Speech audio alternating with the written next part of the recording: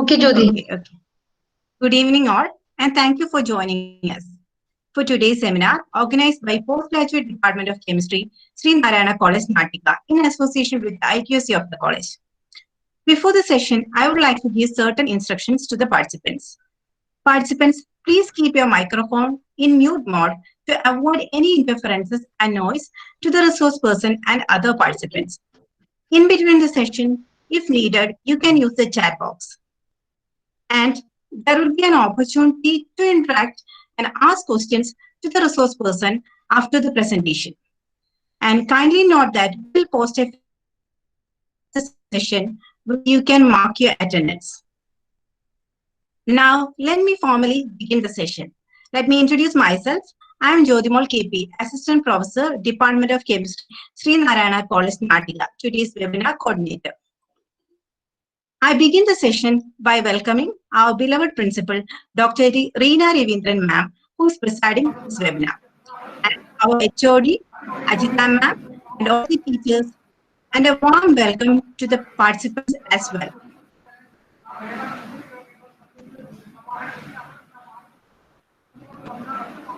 Now, let me introduce to you our honorable resource person, Mr. Aravind.K, Assistant Professor, College Danashedi.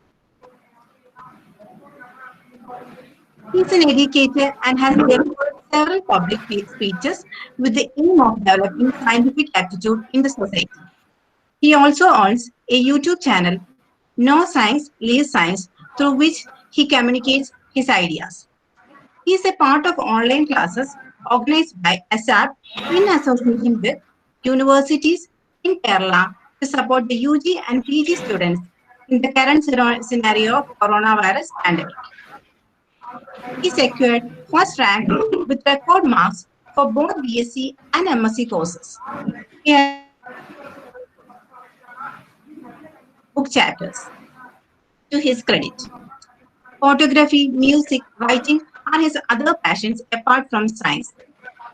And it's a moment of great privilege and honor for me to extend a hearty welcome to our resource person, Aravind sir. Now, I invite our principal, Dr. Reena Ravindran ma'am, for the presidential address. Over to you, ma'am. Thank,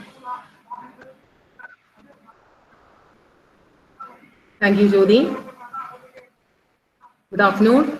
Welcome all to the webinar on coupling experiment with theory, organized by the Postgraduate Department of Chemistry of Sree Narayana College, Nattika. It's a pleasure to see that so many students have joined to participate in this webinar. As you all know, due to the prevailing pandemic situation, teachers and students are not getting an opportunity to interact in campus. Online classes are to a certain extent helping us to cover theory portions, but getting hands-on experience with experiments is not possible in the present scenario. It is with this context that the department has come up with this webinar. To overcome this issue to a large extent, we have arranged this webinar on coupling experiment with theory. We have got an eminent resource person also, a very good educator who has been going on giving lectures to popularize science. I welcome Sree Aravind.K to this webinar, and I hope and pray that our scientists will come up with an effective vaccine in the near future so that our campuses will become lively. I wish the program all success, and I hope you all enjoy this lecture. Thank you. Thank you, ma'am. Now, before starting the session, I request all the participants to pin Aravind sir in your screen. Now, I invite our resource person, Aravind sir, to handle the session. Over to you, sir. Thank you, Jyoti. I'm very happy to be a part of the Department of Chemistry of Sree Narayana College, Nattika. And the primary reason for this is Jyoti is actually my student. I joined in SB way back in 2011, and she was my first batch of student, and it is a great honor for me to present a seminar in which my for a department in which my student is working. That is something really honorable. And this is the second time I'm coming to Nattika. I'm not coming, of course, but still I'm associated with Nattika because I came to Nattika 2 years before. I think, for Department of Zoology or Botany, I don't remember exactly, for giving a science talk over there. Anyways, I'm privileged to have been invited by the Department of Chemistry, so we'll directly go to the talk. Should I use English or Malayalam? ഏതാണ് എല്ലാവർക്കും താല്പര്യം? As you comfort. ആയിക്കോട്ടെ, ശരി, fine, okay. In between, if English comes, please forgive me. Is this visible to everyone? എല്ലാവരും കാണാമോ? Yes, sir. Yes, sir. That's fine. So if you chat something in the chat box, the problem is, since I am looking at the slides, I won't be able to see anything. So just stop me in between. If you have any doubts, of course, you are free to ask me. You can ask me anything. You can ask me physics, you can ask me chemistry, you can ask me maths, you can ask me anything above or below the universe, no issues at all. If I know the answer, I will be telling you. Or if I don't know the answer, I will be telling you within 10 days. Even after 10 days, if I don't know the answer, then okay, go and approach someone who is really intelligent. Fine. Appo, since we are dealing with chemistry, നമ്മളെല്ലാവരും കെമിസ്ട്രിക്കാരായതുകൊണ്ട് I always start many talks with this statement. നമ്മൾ രാവിലെ എണീച്ചിട്ട് നമ്മൾ ആദ്യം ചെയ്യുന്ന കാര്യം എന്താണ്? So നമ്മളൊരു പല്ല് തേക്കും അല്ലെ, അങ്ങനെ ഒരു സ്വഭാവം നമുക്ക് എല്ലാവർക്കും ഉണ്ട്. I presume that all do that. അപ്പൊ പല്ല് തേക്കുമ്പോൾ നമ്മൾ യൂസ് ചെയ്യുന്ന ബ്രഷ് എന്ന് പറയുന്നത് plastic, it's plastic polymer chemistry. അതിൽ നമ്മൾ യൂസ് ചെയ്യുന്ന ജെൽ എന്ന് പറയുന്നത് ഇറ്റ്സ് ജെൽ കെമിസ്ട്രി, പേസ്റ്റ് എന്ന് പറയുന്നത് ജെൽ കെമിസ്ട്രി. അത് കഴുകാൻ വേണ്ടി നമ്മൾ യൂസ് ചെയ്യുന്ന വെള്ളം H2O, അത് ഇനോർഗാനിക് കെമിസ്ട്രി. അത് കഴിഞ്ഞിട്ട് നമ്മൾ കുളിക്കുമ്പോൾ നമ്മൾ യൂസ് ചെയ്യുന്ന സോപ്പ്, ഒരുപക്ഷെ കോവിഡ് കാലഘട്ടത്തിൽ ഏറ്റവും കൂടുതൽ നമ്മളെ സഹായിച്ചുകൊണ്ടിരിക്കുന്ന ഒരു വസ്തു സോപ്പ്, അത് sodium salt of long chain fatty acid, organic chemistry. അത് കഴിഞ്ഞിട്ട് സോപ്പ് കഴുകി കളയാൻ വേണ്ടിയിട്ട് നമ്മൾ വെള്ളം ഉപയോഗിക്കും അല്ലേ, that is again inorganic chemistry. അത് കഴിഞ്ഞിട്ട് ദേഹം തുടയ്ക്കാൻ വേണ്ടി നമ്മൾ ടെക്സ്റ്റൈൽ ഉപയോഗിക്കും, തോർത്ത് ഉപയോഗിക്കും, ദാറ്റ് ഇസ് പോളിമർ കെമിസ്ട്രി. അത് കഴിഞ്ഞിട്ട് മുഖത്ത് റിഫ്രഷ്മെന്റ് വരുത്താൻ വേണ്ടിയിട്ട് നാനോ structured titanium dioxide ഉപയോഗിക്കും, പൗഡർ എന്ന് പറയുന്ന nano structured titanium dioxide, which actually goes into the pores of your face and makes you refreshed. That is inorganic chemistry or nano chemistry. അത് കഴിഞ്ഞിട്ട് ചില ആൾക്കാർ ഡിയോഡറന്റ് ഉപയോഗിക്കും, that is again organic chemistry. You have so many flavoring agents, smell, fragrance giving agents in that, again organic chemistry. അത് കഴിഞ്ഞിട്ട് നമ്മൾ food കഴിക്കും, food chemistry, it goes into your body, that is biochemistry. Then I travel from Ernakulam to Changanasheri. ഇപ്പോഴും എറണാകുളം മുതൽ ചങ്ങനാശ്ശേരി വരെ travel ചെയ്യും, because I stay in Ernakulam, work in Changanassery. പണ്ട് മുതൽ എങ്ങനെയാണ് ട്രാവൽ ചെയ്യുമ്പോൾ നമ്മൾ വാഹനം ഉപയോഗിക്കും, ബസ് ഉപയോഗിക്കും, അല്ലെങ്കിൽ ട്രെയിൻ ഉപയോഗിക്കും. ബസ്സും ട്രെയിനും okay, they are made of metal bodies. Again it is inorganic chemistry. ഫിസിക്സുകാർ പറയും ഇത് ഓടാൻ എന്താ പറയുക, it moves in the laws of physics. പക്ഷെ അത് ഓടണമെങ്കിൽ പെട്രോൾ, ഡീസൽ എന്തെങ്കിലും വേണം. അത് നമ്മുടെ കെമിസ്ട്രി, ഓർഗാനിക് കെമിസ്ട്രി. അത് കഴിഞ്ഞ് നമ്മൾ കോളേജിൽ പോയി കഴിഞ്ഞിട്ട് we use a white board and a chalk, that is nothing but calcium carbonate, again inorganic chemistry. പക്ഷെ ഇപ്പോൾ we use a plastic board, again plastic polymer chemistry. Use ചെയ്യാൻ ഉപയോഗിക്കുന്ന പേനയും പ്ലാസ്റ്റിക് ആണ്, പോളിമർ കെമിസ്ട്രി. അതിനുവേണ്ടി യൂസ് ചെയ്യുന്ന മറ്റേ ink, again organic chemistry. അപ്പൊ ചുരുക്കത്തിൽ നമ്മൾ രാവിലെ എണീറ്റിട്ട് രാത്രി വീട്ടിൽ വന്ന് രാത്രി കിടന്നുറങ്ങുന്നതിന് മുമ്പ് ഹാർട്ട് അറ്റാക്ക് വരാണ്ടിരിക്കാൻ വേണ്ടിയിട്ട് ബ്ലഡിനെ കുറച്ചെങ്കിലും ഡൈല്യൂട്ട് ചെയ്യാൻ വേണ്ടിയിട്ട് നമ്മൾ ഒരു ഗ്ലാസ് വെള്ളം കുടിച്ചിട്ട് കിടക്കണം എന്ന് പറയും, that is H2O, inorganic chemistry. അപ്പൊ ചുരുക്കത്തിൽ even if you like or not, all of us are associated with chemistry and always be very happy to be part of chemistry family. അതാണ് ആദ്യമേ പറയാനുള്ളത്. അപ്പൊ ഈ കെമിസ്ട്രി ഫാമിലിയിൽ if you have any relevance to theory എന്നുള്ളതാണ് നമ്മൾ നോക്കുന്നത്. And we will go on to many concepts in theory, how theory has helped scientists to overcome many riddles എന്നുള്ള രീതിയിൽ നമുക്ക് നോക്കാം. So coupling experiments with theory becomes very important, especially in the case of pandemic. നിങ്ങളുടെ principal പറഞ്ഞ പോലെ, principal പറഞ്ഞത് വേറൊരു ആസ്പെക്റ്റിലാണ്, മാം പറഞ്ഞത് വേറൊരു ആസ്പെക്റ്റിലാണ്. നമുക്ക് നേരിട്ട് എക്സ്പെരിമെന്റ്സിലേക്ക് വരാൻ പറ്റില്ല, അല്ലെങ്കിൽ so you go for a virtual lab എന്നുള്ള രീതിയിലാണ്. പക്ഷെ ഞാൻ അത് കൺസിഡർ ചെയ്യുന്നത് വേറൊരു ആസ്പെക്റ്റിലാണ്. If you don't have theory, then doing an experiment is actually a bigger waste. കാരണം നമ്മളൊരു എക്സ്പെരിമെന്റ് ചെയ്യുമ്പോഴത്തേക്കും if you don't have a supporting theory or a supporting background of why it is happening, then that will be a big waste. ഇപ്പൊ ഇത്രയും നേരം പറഞ്ഞ എക്സാമ്പിളിൽ നിന്ന് തന്നെ രാവിലെ എണീറ്റ് നമ്മൾ പല്ല് തേക്കുമ്പോൾ ഒരു പ്രത്യേക രീതിയിൽ പല്ല് തേക്കണം എന്ന് പറയും. U have A theory behind that. പല്ലിന്റെ ഇടയിൽ എന്തെങ്കിലും ചെളിയോ എന്തെങ്കിലും ഫുഡ് പാർട്ടിക്കിൾസ് എന്തെങ്കിലും ഉണ്ടെങ്കിൽ മാറ്റാൻ വേണ്ടിയിട്ട് if you are looking at me rather than slide, പല്ല് നമ്മൾ തേക്കേണ്ടത് ഇങ്ങനെയാണ്, ടോപ്പ് ടു ബോട്ടം ആണ് പല്ല് തേക്കേണ്ടത്, not from left to right. That is a theory. Okay, അത് കഴിഞ്ഞിട്ട് പല്ല് അതുപോലെ ഫ്രോത്ത് ആയിട്ട് നമ്മൾ പതപ്പിക്കണം എന്ന് പറയും, പേസ്റ്റ്. അത് പേസ്റ്റ് പതപ്പിക്കാൻ പറയാൻ കാരണവും that is because of some kind of Meisel's effect, this froth or that takes away all the dirt from your this thing. That has actually a theory. Water is used for many things because it is a universal solvent. That has a theory. Why water is a universal solvent? Because it has so many properties. Our properties are experimentally observations. But you go back to the theory and find out why it is happening. Hydrogen bonding in high dielectric constant, approximately 78 or 80 dielectric constant universal solvent. So such properties of water makes it a universal solvent. So that is actually part of a theory. അതുപോലെ നമ്മൾ ചെയ്യുന്ന എല്ലാ കാര്യങ്ങളിലും you have a theory behind that. ഇപ്പൊ എന്റെ ചാനലിൽ ഇപ്പോൾ ജ്യോതി teacher പറഞ്ഞതുപോലെ തന്നെ ഈ കോവിഡ് കാലത്ത് നമ്മൾ ഏറ്റവും കൂടുതൽ സാനിറ്റൈസർ യൂസ് ചെയ്യുന്നു, അല്ലെങ്കിൽ സാനിറ്റൈസറിന്റെ ഒരു ബൂമാണ് നമ്മളിപ്പോൾ കണ്ടത് അല്ലെ. ആൾക്കാർ ലൈസൻസ് മേടിച്ച് സാനിറ്റൈസർ വിൽക്കാൻ തുടങ്ങി. പക്ഷെ സാനിറ്റൈസറിനേക്കാളും ഒരു പക്ഷേ എഫക്റ്റീവ് ആയിരിക്കും സോപ്പ് എന്നുള്ള രീതിയിൽ ഞാനൊരു വീഡിയോ ചെയ്തായിരുന്നു. അതിനും കാരണം സോപ്പിന്റെ working action, the action of micelles. എന്താ ഡേർട്ട് പാർട്ടിക്കിൾസിലേക്ക് ഓർഗാനിക് ടെയിൽ പോയി കഴിഞ്ഞിട്ട് the ionic head is diverted towards water. അങ്ങനെ ഒരു മൈസിൽസ് ഫോം ചെയ്ത് കഴിഞ്ഞിട്ട് it actually breaks the protein wall or the protein structure of the corona. അതാണ് യഥാർത്ഥത്തിൽ സംഭവിക്കുന്നത്. So that itself is a theory. അപ്പൊ നമ്മൾ വെറുതെ സോപ്പ് ഉപയോഗിച്ചു കൊറോണ പോയി, അല്ലെങ്കിൽ നമ്മൾ സാനിറ്റൈസർ യൂസ് ചെയ്തു, സാനിറ്റൈസറിലെ ആൽക്കഹോൾ കണ്ടന്റ് ആണ് യഥാർത്ഥത്തിൽ ഈ പ്രോട്ടീനെ ഡിസ്റപ്റ്റ് ചെയ്യുന്നത്. ഈ തിയറി ഒന്നും അറിഞ്ഞില്ലായിരുന്നെങ്കിൽ, ഒരുപക്ഷെ ഈ തിയറി ഒന്നും നമുക്ക് അറിയാമായിരുന്നില്ല എന്നെങ്കിൽ നമ്മൾ ഇന്ന് കാണിക്കുന്ന ഒരു പ്രിക്കോഷൻസും നമുക്ക് എടുക്കാൻ പറ്റില്ല. ഒരുപക്ഷെ നാഷണൽ എഡ്യൂക്കേഷൻ പോളിസിയുടെ ആ ഒരു നയത്തെ നമ്മൾ കുറച്ചെങ്കിലും ഭാഗികമായിട്ടെങ്കിലും നമ്മൾ വിയോജിക്കാൻ കാരണം, മെജോറിറ്റി നമ്മൾ വിയോജിക്കുന്നുണ്ട്, എന്നാലും കുറേയൊക്കെ അംഗീകരിക്കുന്നുണ്ട്. വിയോജിക്കാൻ കാരണം ഇത് തന്നെയാണ്.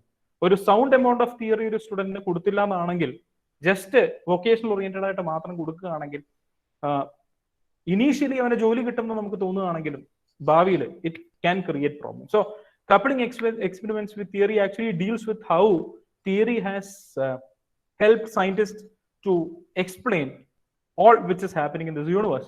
So coupling experiments with theory നമുക്ക് ഒരുപാട് ആപ്ലിക്കേഷൻസ് ഉണ്ട്. ഇപ്പോൾ യു ഹാവ് എ ക്വസ്റ്റ്യൻ. ഏറ്റവും കൂടുതൽ ആൾക്കാർ നമ്മൾ സ്റ്റുഡൻസ് എന്നുള്ള രീതിയിൽ അല്ലെങ്കിൽ ടീച്ചേഴ്സ് എന്നുള്ള രീതിയിൽ തന്നെ the first thing which we should ask is questions. So questions അന്വേഷിക്കുമ്പോഴാണ് you slowly go back to your the fundamental concept which is known as theory. How can plants make robust and efficient? How can we make more plants which are robust and efficient? In the sense, plant biology നിങ്ങൾക്കറിയാം, കുറച്ചെങ്കിലും chemistry പഠിച്ചിട്ടുള്ള ആൾക്കാർക്ക് അറിയാം. ഫോട്ടോസിന്തസിന്റെ free energy അത് positive ആണ്. Free energy change negative ആകുമ്പോഴാണ്, delta G negative ആകുമ്പോഴാണ് ഒരു പ്രോസസ്സ് ഫീസിബിൾ ആണെന്ന് നമ്മൾ പറയുന്നത്. അപ്പൊ ആ നോക്കുമ്പോഴത്തേക്കും ഫോട്ടോസിന്തസിന്റെ ഡെൽറ്റ ജി പോസിറ്റീവ് ആണ്, but still it is feasible. How? ഇപ്പൊ ഫോട്ടോസിന്തസിന്റെ എഫിഷ്യൻസി 100% അല്ല. ഈ 100% എഫിഷ്യൻസി അച്ചീവ് ചെയ്യാൻ നമ്മൾ എന്ത് ചെയ്യേണ്ടി വരും? അപ്പോ ഒരു പ്ലാന്റ് എങ്ങനെ വർക്ക് ചെയ്യും നമുക്ക് മനസ്സിലാക്കണം. അല്ലെങ്കിൽ അതിന്റെ അകത്തുള്ള ഗ്രീൻ പിഗ്മെന്റ്, ആ ഗ്രീൻ പിഗ്മെന്റ് പേര് ക്ലോറോഫിൽ, അതെങ്ങനെ വർക്ക് ചെയ്യുന്നു എന്നുള്ളത് നമ്മൾ മനസ്സിലാക്കണം. ഇങ്ങനെയൊക്കെ തിയറിറ്റിക്കലി മനസ്സിലാക്കിയത് കൊണ്ടാണ് we were actually able to come up with the so called solar cells which is going to rule the world in near future. അപ്പൊ സോളാർ സെൽസിന്റെ ഒരു തുടക്കം തന്നെ it was by mimicking plant. So എന്തൊക്കെ നമ്മൾ ചെയ്തിട്ടുണ്ടോ, we are actually mimicking nature by looking at, by observing at nature, the experimental part of nature. You are actually coming back to theory. How signaling proteins can be biased to produce desired health outcome. ഒരു protein is actually giving a signal. നമ്മുടെ ബോഡിയിൽ you have a cancer or something like a disease or something like that, you will be definitely having a disease causing DNA, a disease causing protein, or a disease causing RNA. Ultimately it comes at the level of a protein. അപ്പൊ ഈ disease causing protein കൂടുതൽ disease causing proteins ഉണ്ടാക്കിയെടുക്കും. And it has a structure activity relationship. അപ്പൊ ആ structure activity റിലേഷൻഷിപ്പിനെ എങ്ങനെ modify ചെയ്യാം എന്നുള്ള ചിന്ത, അതിന്റെ തിയറിയിലേക്ക് പോയി കഴിഞ്ഞിട്ട് പ്രോട്ടീന്റെ സ്ട്രക്ചർ എന്താണെന്ന് മനസ്സിലാക്കിയിട്ട് ആ സ്ട്രക്ചറിനെ ബേസ് ചെയ്തിട്ട് എങ്ങനെയാണ് നമുക്കൊരു ഡ്രഗ് ഡിസൈൻ ചെയ്യുക എന്നുള്ളതാണ് ഇന്നത്തെ ഡ്രഗ് ഡിസൈനിങ് ഇൻഡസ്ട്രീനെ ഭരിക്കുന്നത്. That is again theory. Evolution എങ്ങനെയാണ് വർക്ക് ചെയ്യുന്നത്, it is completely theory. It is actually A branch in quantum mechanics which is known as quantum biology or quantum evolution. And you have certain things which are known as molecular dynamics and so many methods, structure based drug designing, transition stating, and ഒരുപാട് കാര്യങ്ങളുണ്ട്. അപ്പോൾ we will slowly come to that by looking at small experiments, small concepts we have already learned in your this thing. അപ്പോൾ ഈ theory നമ്മൾ എന്തെങ്കിലും ചെയ്യണം എന്നാണെങ്കിൽ, if you are actually fond of finding out any theory of any experimental part which we are talking about, then you should directly go to the computational aspects of your subject. ഇപ്പൊ എന്തുകൊണ്ട് computational ആസ്പെക്ടിലേക്ക് പോകുന്നു എന്ന് ചോദിച്ചു കഴിഞ്ഞാൽ, നമുക്ക് ഈ ലോകത്തെ മോളിക്യൂൾസിനെ രണ്ടായിട്ട് ഡിവൈഡ് ചെയ്യാം. You can divide the molecules as small molecules and large molecules. വലിയ ഡിവിഷൻ ഒന്നുമല്ല, but still you can divide all these as small molecules and large molecules. നമ്മളെല്ലാവരും 9ാം ക്ലാസ് കഴിഞ്ഞിട്ടാണ് വന്നിരിക്കുന്നത് എന്നുള്ളത് നമുക്ക് എല്ലാവർക്കും അറിയാം. 9ാം ക്ലാസ്സിൽ നമ്മൾ ഏറ്റവും കൂടുതൽ പഠിക്കുന്ന ഒരു പ്രധാനപ്പെട്ട ടോപ്പിക് എന്ന് പറയുന്നത് പീരിയോഡിക് പ്രോപ്പർട്ടീസ് ആണ്. പീരിയോഡിക് പ്രോപ്പർട്ടീസ്, പീരിയോഡിക് ടേബിൾ, വെൻലീസ് പീരിയോഡിക് ടേബിളും long form of periodic table, അതായത് മോഡേൺ പീരിയോഡിക് ടേബിളും പഠിച്ചിട്ട് periodic properties, size, ionisation energy, potential, electron affinity, electron negativity മുതലായ കാര്യങ്ങളൊക്കെ we actually go through in 9th standard NCERT textbook. ആ text ബുക്കിൽ നമ്മൾ പഠിക്കുന്ന ഒരു പ്രധാനപ്പെട്ട കാര്യമുണ്ട്. It is the presence of size which is actually influencing the properties of atoms as well as molecules. So size is actually the decisive factor which is responsible for all the properties which you see in this world. ഈ സൈസിനെ govern ചെയ്യുന്ന എന്താണ്? Electron distribution ആണ് സൈസിനെ govern ചെയ്യുന്നത്. നമ്മുടെ ആറ്റത്തിന്റെ size determine ചെയ്യുന്നത് എങ്ങനെയാണെന്ന് വെച്ച് കഴിഞ്ഞാൽ, ന്യൂക്ലിയസിൽ നിന്ന് അവസാനത്തെ ഇലക്ട്രോൺ നിൽക്കുന്ന ആ ഡിസ്റ്റൻസിനെയാണ് നമ്മൾ ബാലൻസ് ഷെൽ എന്ന് പറയുന്നത് അതിന്റെ സൈസ് ആയിട്ട് നമ്മൾ കൺസിഡർ ചെയ്യുന്നത്. ആ ഇലക്ട്രോൺ പോയി കഴിഞ്ഞാൽ നാച്ചുറലി സൈസ് കുറഞ്ഞു ആറ്റത്തിന്റെ, then it is called an ion. അല്ലെങ്കിൽ വേറൊരു ഇലക്ട്രോൺ വന്നു കഴിഞ്ഞിട്ട് ഇത്തിരി റിപ്പൾഷൻ വന്നു കഴിഞ്ഞാൽ ചെറുതായിട്ട് സൈസ് കൂടി. So the size is actually responsible for almost all the properties of atoms and molecules which you see in this world, and that size is actually governed by the electrons and the electron distribution present in atoms as well as molecules. So if you go behind electron distribution, if you have a definite map of how this electron distribution is taking place in your molecule, then you will be able to predict so many properties of all these molecules. So starting from electron distribution, you have so many factors, you have so many markers എന്നൊക്കെ വേണമെങ്കിൽ പറയാം. അപ്പോ ആ mark ഇപ്പോ നമ്മളിപ്പോ എന്താ പറയാ, ഇപ്പോ ഒരു കല്യാണ ആലോചന വന്നു പോകും. അപ്പോൾ ഡെഫിനറ്റ് ആയിട്ടൊരു മാർക്കർ എന്ന് പറയുന്നത് വയസ്സ് ഒരു പ്രധാനപ്പെട്ട മാർക്കറാണ്, അല്ലെ? അപ്പൊ ആ പ്രായം എങ്ങനെയായിരിക്കണം എന്നുള്ളൊരു പ്രധാനപ്പെട്ട മാർക്കറാണ്. 2 ഹൈറ്റ് പ്രധാനപ്പെട്ട മാർക്കറാണ്. കാണാൻ ഹാൻസം ആണോ, കാണാൻ ഭംഗിയുണ്ടോ പ്രധാനപ്പെട്ട മാർക്കറാണ്. ക്വാളിഫിക്കേഷൻ പ്രധാനപ്പെട്ട മാർക്കറാണ്. അപ്പൊ ഇങ്ങനെ ഒരുപാട് മാർക്കേഴ്സ് ഈ മോളിക്യൂൾസും നമുക്ക് തരും. ഓക്കെ, ഈ മാർക്കേഴ്സിനെ if you can really identify, then and if you can really manipulate the markers present in these atoms and molecules, then you will be capable of controlling the properties of all these systems. E control namukku kittan vendiyitana we go directly deep into the theoretical aspect which is known as computational chemistry mainly. So as I told you before, molecules ne namukku rendaayittu taram thirikam. One small molecules um large molecules. Small molecules ne nammal iത്രയും നാളും പഠിച്ച quantum മെക്കാനിക്സിന്റെ ഒരു fundamentals. Quantum mechanics എന്ന് കേൾക്കുമ്പോൾ എല്ലാവർക്കും ഭയങ്കര ടെൻഷനാണ്. പക്ഷേ ക്വാണ്ടം മെക്കാനിക്സ് ശരിക്കും നമ്മൾ പ്രേമിക്കേണ്ട ഒരു സാധനമാണ്. പ്രേമിക്കുക എന്നുള്ള വാക്ക് തന്നെയാണ് ഞാൻ ഉദ്ദേശിച്ചത്. ബിക്കോസ് ക്വാണ്ടം മെക്കാനിക്സ് എൻ്റെ ഒരു ടോക്ക് ചാനലിൽ തന്നെയുണ്ട്. You listen with that. Quantum mechanics വെറും ഇക്വേഷൻസ് മാത്രമല്ല, യു ഹാവ് അതിന്റെ ഒരുപാട് അർത്ഥഗർഭമായ അണ്ടർസ്റ്റാൻഡിങ് ഒരു ആവശ്യമുണ്ട് ക്വാണ്ടം മെക്കാനിക്സ്. അതിന്റെ ആപ്ലിക്കേഷൻസിലേക്ക് വരുമ്പോൾ നമ്മുടെ ലോകത്തെ ഭരിക്കുന്നത്, even the formation of the universe is actually controlled by quantum mechanics. There is a talk about quantum mechanics. If you are interested, please join me. അപ്പൊ ആ ക്വാണ്ടം മെക്കാനിക്സിൽ നിങ്ങൾ ഡിഗ്രി ലെവലിലും +2 ലെവൽ മുതൽ ഡിഗ്രി ലെവലിലും, ഇപ്പൊ PG സ്റ്റുഡൻസ് ഉണ്ടെന്നാണെങ്കിൽ PG ലെവലിലും നിങ്ങൾ പഠിക്കുന്ന ഹാർട്രി folk മെത്തേഡും semi empirical മെത്തേഡും കുറച്ച് density functional theory മെത്തേഡും അങ്ങനെ കുറച്ച് മെത്തേഡ്സ് ഒക്കെ ഉപയോഗിച്ച് കഴിഞ്ഞിട്ട് you can do so many quantum calculations. അപ്പൊ ഈ ക്വാണ്ടം കാൽക്കുലേഷൻസ് എന്താണ് ചെയ്യുന്നത് എന്നുള്ളതിനെ കുറിച്ചൊക്കെ നമുക്ക് നോക്കാം. I'm not going deep into anything. I'm just talking about the applications of theory towards experiment. Okay, so small molecules in quantum mechanics apply ചെയ്യും. When you come to large molecules, you go behind molecular mechanics and molecular dynamics. എന്തുകൊണ്ട് small മോളിക്യൂൾസിന് quantum കെമിസ്ട്രിയും large മോളിക്യൂൾസിന് molecular മെക്കാനിക്സും molecular ഡൈനാമിക്സും ഒന്ന് മനസ്സിലാക്കണമെങ്കിൽ നമുക്ക് ഡീറ്റെയിൽ ആയിട്ട് രണ്ടും നോക്കാം. അത്ര ഡീറ്റെയിൽ ആയിട്ട് അല്ലെങ്കിൽ കൂടി. ഓക്കെ, അപ്പൊ ക്വാണ്ടം മെക്കാനിക്സിൽ you use some phenomenon which is known as quantum computation. So I am bringing any molecule which is happening around you to the theory of why that molecule is behaving like that. ഇപ്പൊ നിങ്ങൾ ലാബിൽ ഒരു reaction ചെയ്തു, ആ റിയാക്ഷന്റെ transition state നിങ്ങൾക്ക് കണ്ടുപിടിക്കണം, intermediate നിങ്ങൾക്ക് കണ്ടുപിടിക്കണം. ഇത് ക്ലാസ് ആയിരുന്നെങ്കിൽ ഞാൻ നേരിട്ട് ചോദിച്ചാൽ ഒരു ട്രാൻസിഷൻ സ്റ്റേറ്റും ഇന്റർമീഡിയറ്റും തമ്മിലുള്ള വ്യത്യാസം എന്താ?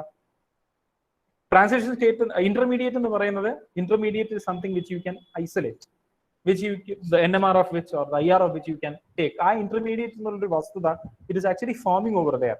പക്ഷേ transition state is not something which can be isolated. You are presuming that the reaction is going through the transition state, അല്ലെ? അതുകൊണ്ടാണ് നമ്മൾ മലകളും കുന്നുകളും ട്രാൻസിഷൻ സ്റ്റേറ്റിൽ കാണിക്കുന്നത്. അപ്പൊ ഇതിൽ കൂടി ആയിരിക്കാൻ പോകുന്നത് എന്ന് നമ്മൾ അസ്യൂം ചെയ്യുന്നു. അപ്പൊ ആ ട്രാൻസിഷൻ സ്റ്റേറ്റിൽ കൂടി ആയിരിക്കാം എന്ന് നമ്മളെ അസ്യൂം ചെയ്യാൻ പ്രേരിപ്പിച്ച ഘടകം എന്താണ്? തിയറി. ഈ ട്രാൻസിഷൻ സ്റ്റേറ്റിന്റെ സ്ട്രക്ചർ ഇങ്ങനെയാണ് എന്ന് നമുക്ക് പറഞ്ഞു തന്നത് എന്താണ്? നിങ്ങൾ എല്ലാവരും SN1 SN2 റിയാക്ഷൻസ് ഒക്കെ പഠിച്ചു കാണും. Nucleophilic substitution reaction first order second order. അതിൽ SN1 ഇന്റർമീഡിയറ്റ് ഫോർമേഷനും കാർബോകാറ്റയോൺ ഫോർമേഷനും SN2 ട്രാൻസിഷൻ സ്റ്റേറ്റും ആണ്. അംബർല എഫക്ട് എന്നൊക്കെ നിങ്ങൾ പഠിച്ചു കാണും. ഈ അംബർല എഫക്ട് ഒക്കെ നടക്കാൻ കാരണം, അല്ലെങ്കിൽ ഈ ഇങ്ങനെയാണ് നടക്കുന്നത് എന്നുള്ളത് നമുക്ക് മനസ്സിലാക്കി തരാൻ കാരണം എന്താണ്? That is because of A strong theoretical backup. ആ തിയറിറ്റിക്കൽ ബാക്കപ്പ് വരുത്താൻ വേണ്ടി സ്മോൾ മോളിക്യൂൾസിന് നമ്മൾ അപ്ലൈ ചെയ്യുന്ന തിയറിറ്റിക്കൽ കൺസെപ്റ്റിനെയാണ് നമ്മൾ ക്വാണ്ടം കമ്പ്യൂട്ടേഷൻ എന്ന് പറയും. അപ്പൊ ഈ ക്വാണ്ടം കമ്പ്യൂട്ടേഷനിൽ നിങ്ങൾ എന്ത് ചെയ്യും എന്ന് ചോദിച്ചു കഴിഞ്ഞാൽ, ക്വാണ്ടം കമ്പ്യൂട്ടേഷനിൽ ഞാൻ നേരത്തെ പറഞ്ഞതുപോലെ you have the electrons are responsible for the properties of atoms or molecules. So since the electrons are responsible, നമ്മൾ ആ ഇലക്ട്രോൺസിന് ഇമ്പോർട്ടൻസ് കൊടുത്തിട്ട് you give equations two electrons. അത്രമാത്രം മനസ്സിലാക്കിയാൽ മതി. You give equations two electrons and depending upon the equation which you have given to all these electrons, the properties of all these molecules are calculated. അപ്പോൾ ഒരു സിസ്റ്റത്തിൽ 10 electron ഉണ്ടെന്നാണെങ്കിൽ 10 electron ഓരോ ഇലക്ട്രോണും ഓരോ equation വീതം നമ്മൾ അസ്യൂം ചെയ്യും. അതിനാണ് നമ്മൾ ഈ വേവ് ഫംഗ്ഷൻ അതിന് വേണ്ടി ഉണ്ടാക്കിയെടുക്കും. തിയറിറ്റിക്കലി മാത്തമാറ്റിക്കലി നമ്മൾ ഒരു വേവ് ഫംഗ്ഷൻ ഉണ്ടാക്കിയെടുത്തിട്ട് what you do is you calculate the properties of that particular molecule depending upon the equation which you have given. എന്നിട്ട് നമ്മൾ എക്സ്പെരിമെന്റൽ വാല്യൂ ആയിട്ട് തട്ടിച്ചു നോക്കും. എക്സ്പെരിമെന്റൽ വാല്യൂ ആയിട്ട് തട്ടിച്ചു നോക്കിയിട്ട് നമ്മൾ തിയറിറ്റിക്കലി കാൽക്കുലേറ്റ് ചെയ്ത വാല്യൂവിന് എന്തെങ്കിലും വ്യത്യാസമുണ്ടെന്നാണെങ്കിൽ you go and modify the equations which you have given by repeated modification which is logically happening. ഇത് നിങ്ങൾ വേരിയേഷൻ പ്രിൻസിപ്പിൾ എന്ന് പറഞ്ഞ ക്വാണ്ടം മെക്കാനിക്സിൽ പറയാം, നമുക്ക് സമയം ഉണ്ടെങ്കിൽ പറയാം. By repeated modification of the equation ultimately ഈ എക്സ്പെരിമെന്റൽ വാല്യൂ നിങ്ങൾക്ക് തിയറിറ്റിക്കലി റീപ്രൊഡ്യൂസ് ചെയ്യാൻ പറ്റും. സോ തിയറിറ്റിക്കലി റീപ്രൊഡ്യൂസ് ചെയ്ത് കഴിഞ്ഞാലുള്ള അഡീഷണൽ അഡ്വാൻറ്റേജ് എന്താണെന്ന് വെച്ച് കഴിഞ്ഞാൽ, ഇപ്പൊ ഫോർ എക്സാമ്പിൾ ഇപ്പോ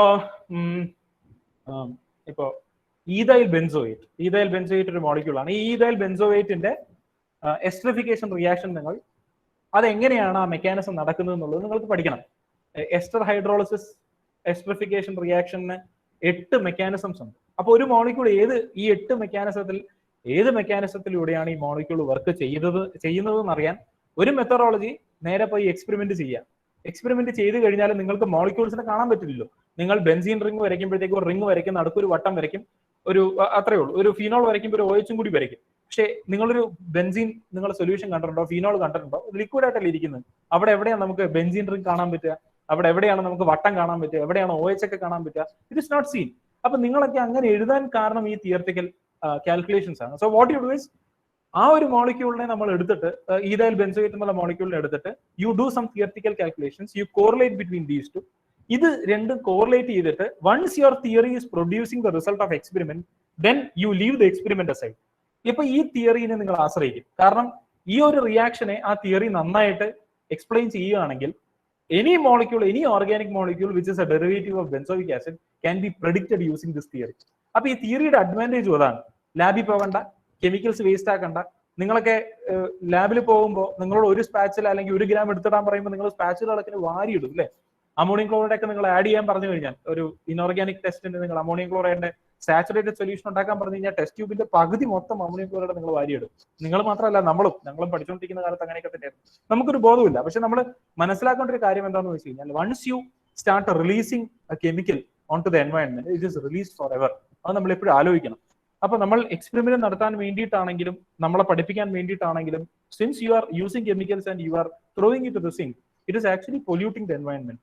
So if you have an additional method where you don't have to use any chemical, at the same time you can predict all what is happening, എങ്കിൽ പിന്നെ അതിന്റെ പുറകെ പോകൂടെ. And that is basically what computational chemistry is doing.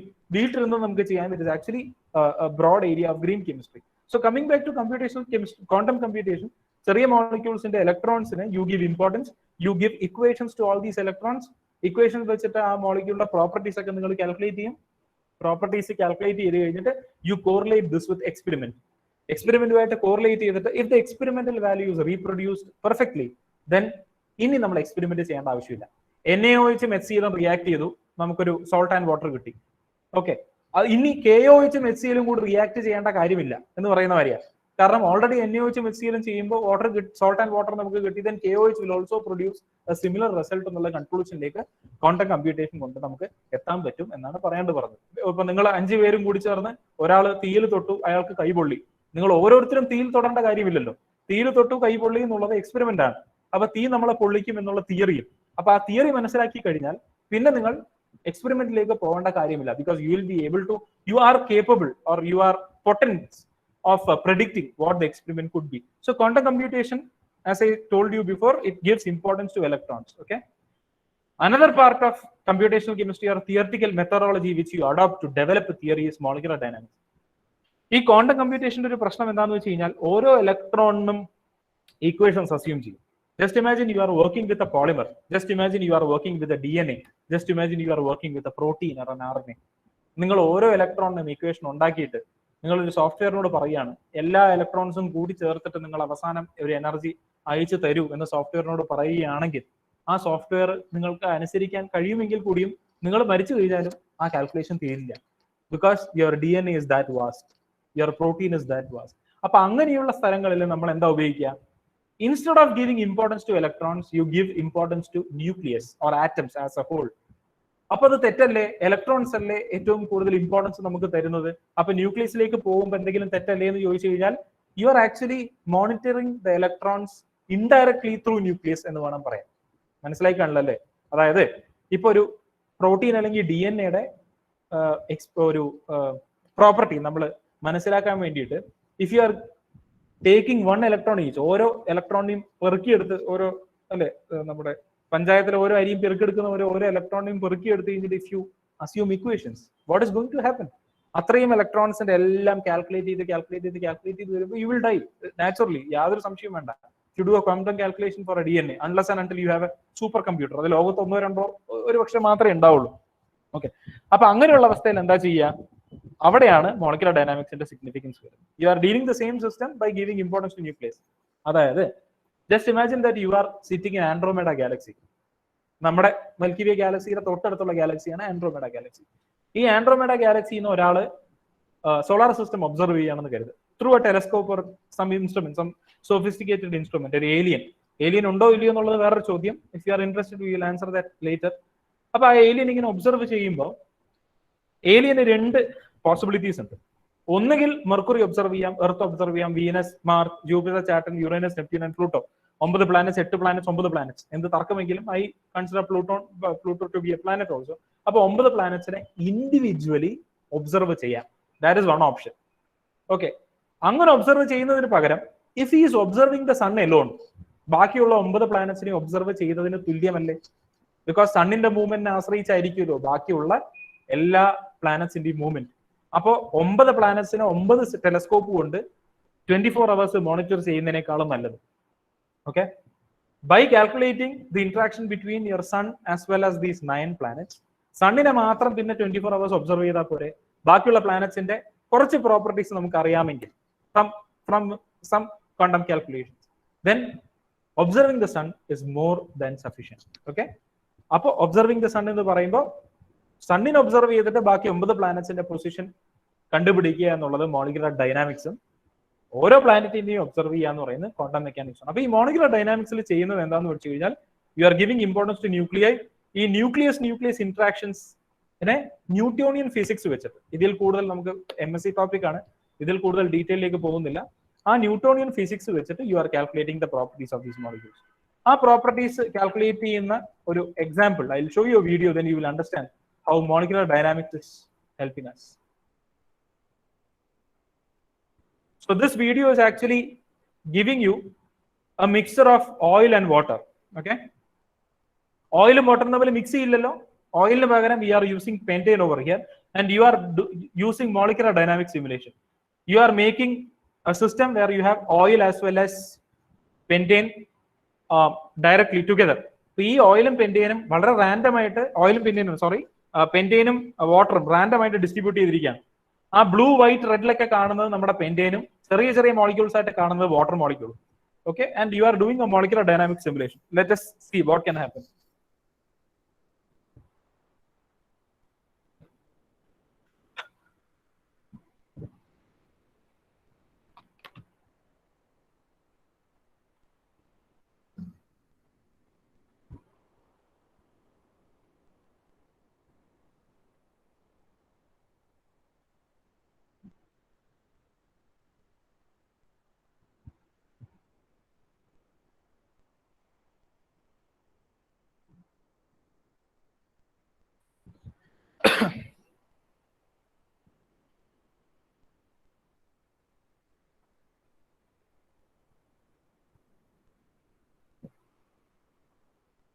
So as time progresses, നിങ്ങൾക്ക് കാണാൻ കഴിയുന്ന എന്താണെന്ന് വെച്ച് കഴിഞ്ഞാൽ all these oil molecules or the pentane molecules are moving towards each other and the water molecules are getting separated from in between.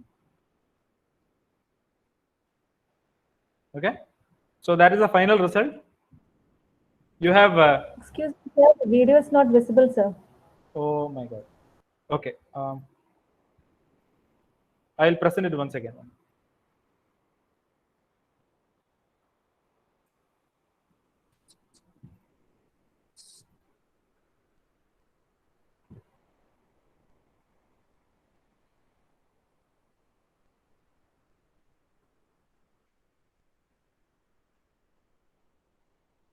Now is it visible?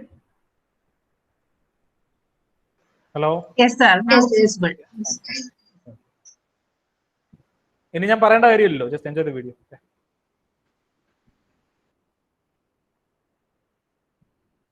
Random ആയിട്ട് വെള്ളവും ഓയിലും അല്ലെങ്കിൽ പെന്റെയും ഡിസ്ട്രിബ്യൂട്ട് ചെയ്തിരിക്കുകയാണ്. So by doing a molecular dynamics simulation, you can actually understand that water molecules are brought together, pentane molecules are brought together.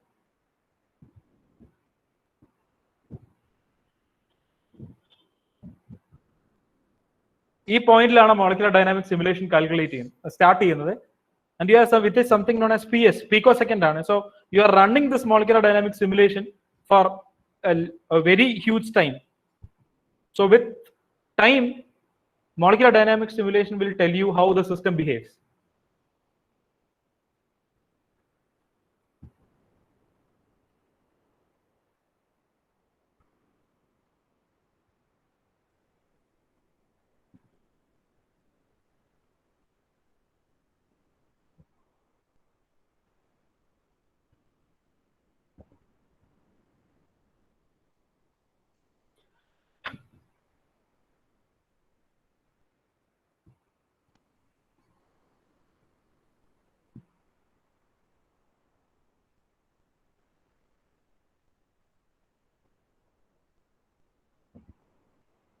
Okay, so അതിൽ നിന്ന് എന്ത് മനസ്സിലായി?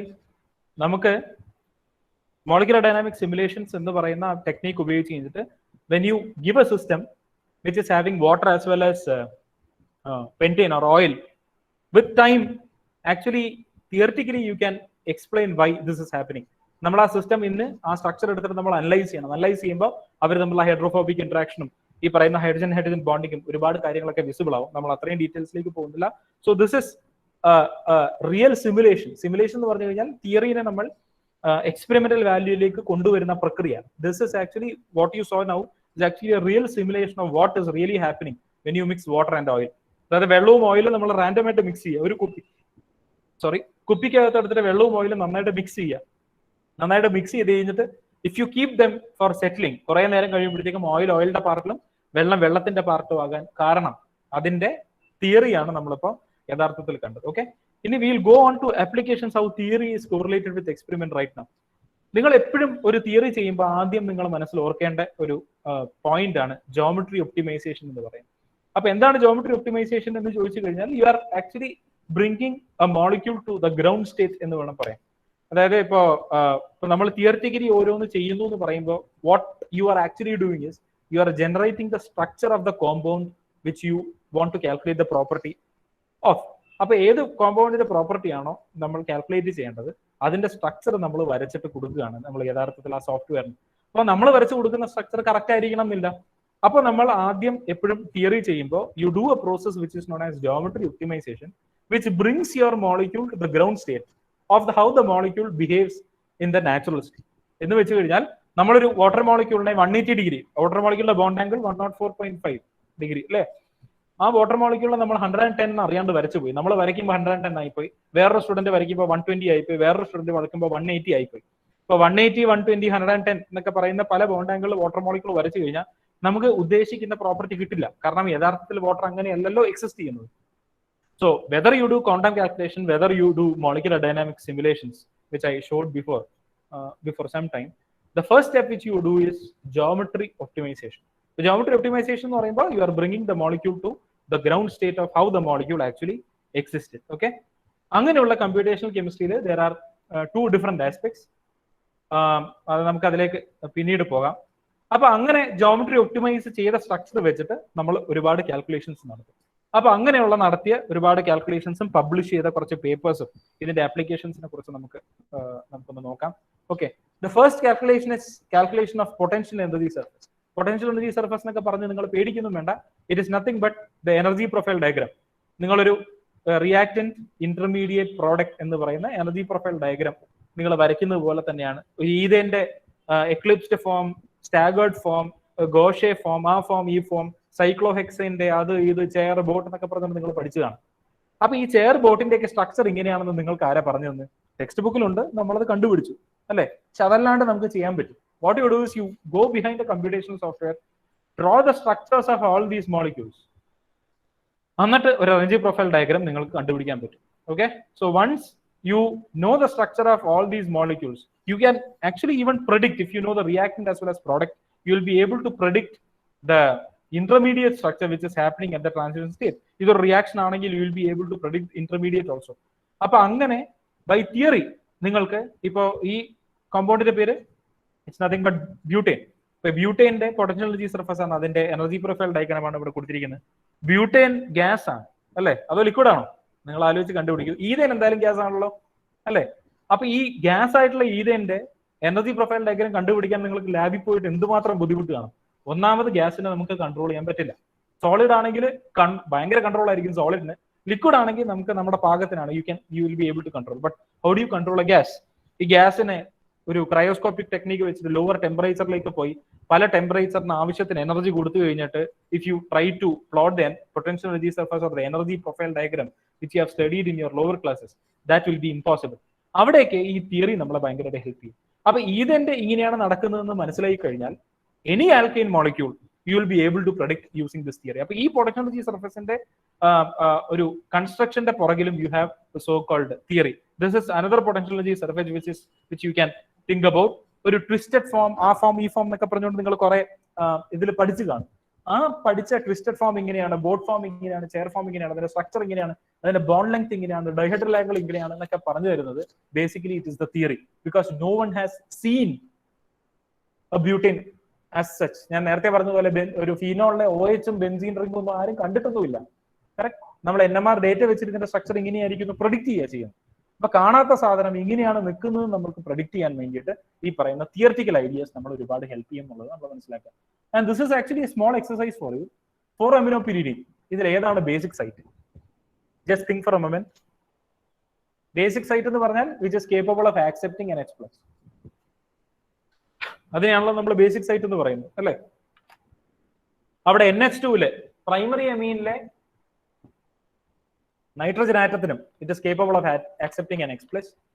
ഈ റിംഗിലുള്ള നൈട്രജൻ ആറ്റത്തിനും it is capable of accepting an H+. ഇതിൽ ഏതായിരിക്കും കൂടുതൽ ബേസിക്? ഒരു ഉത്തരവുണ്ട്, ഓഫ് കോഴ്സ് നമ്മുടെ റിംഗിന്റെ അകത്തുള്ള നൈട്രജൻ ആണ് കൂടുതൽ ബേസിക്.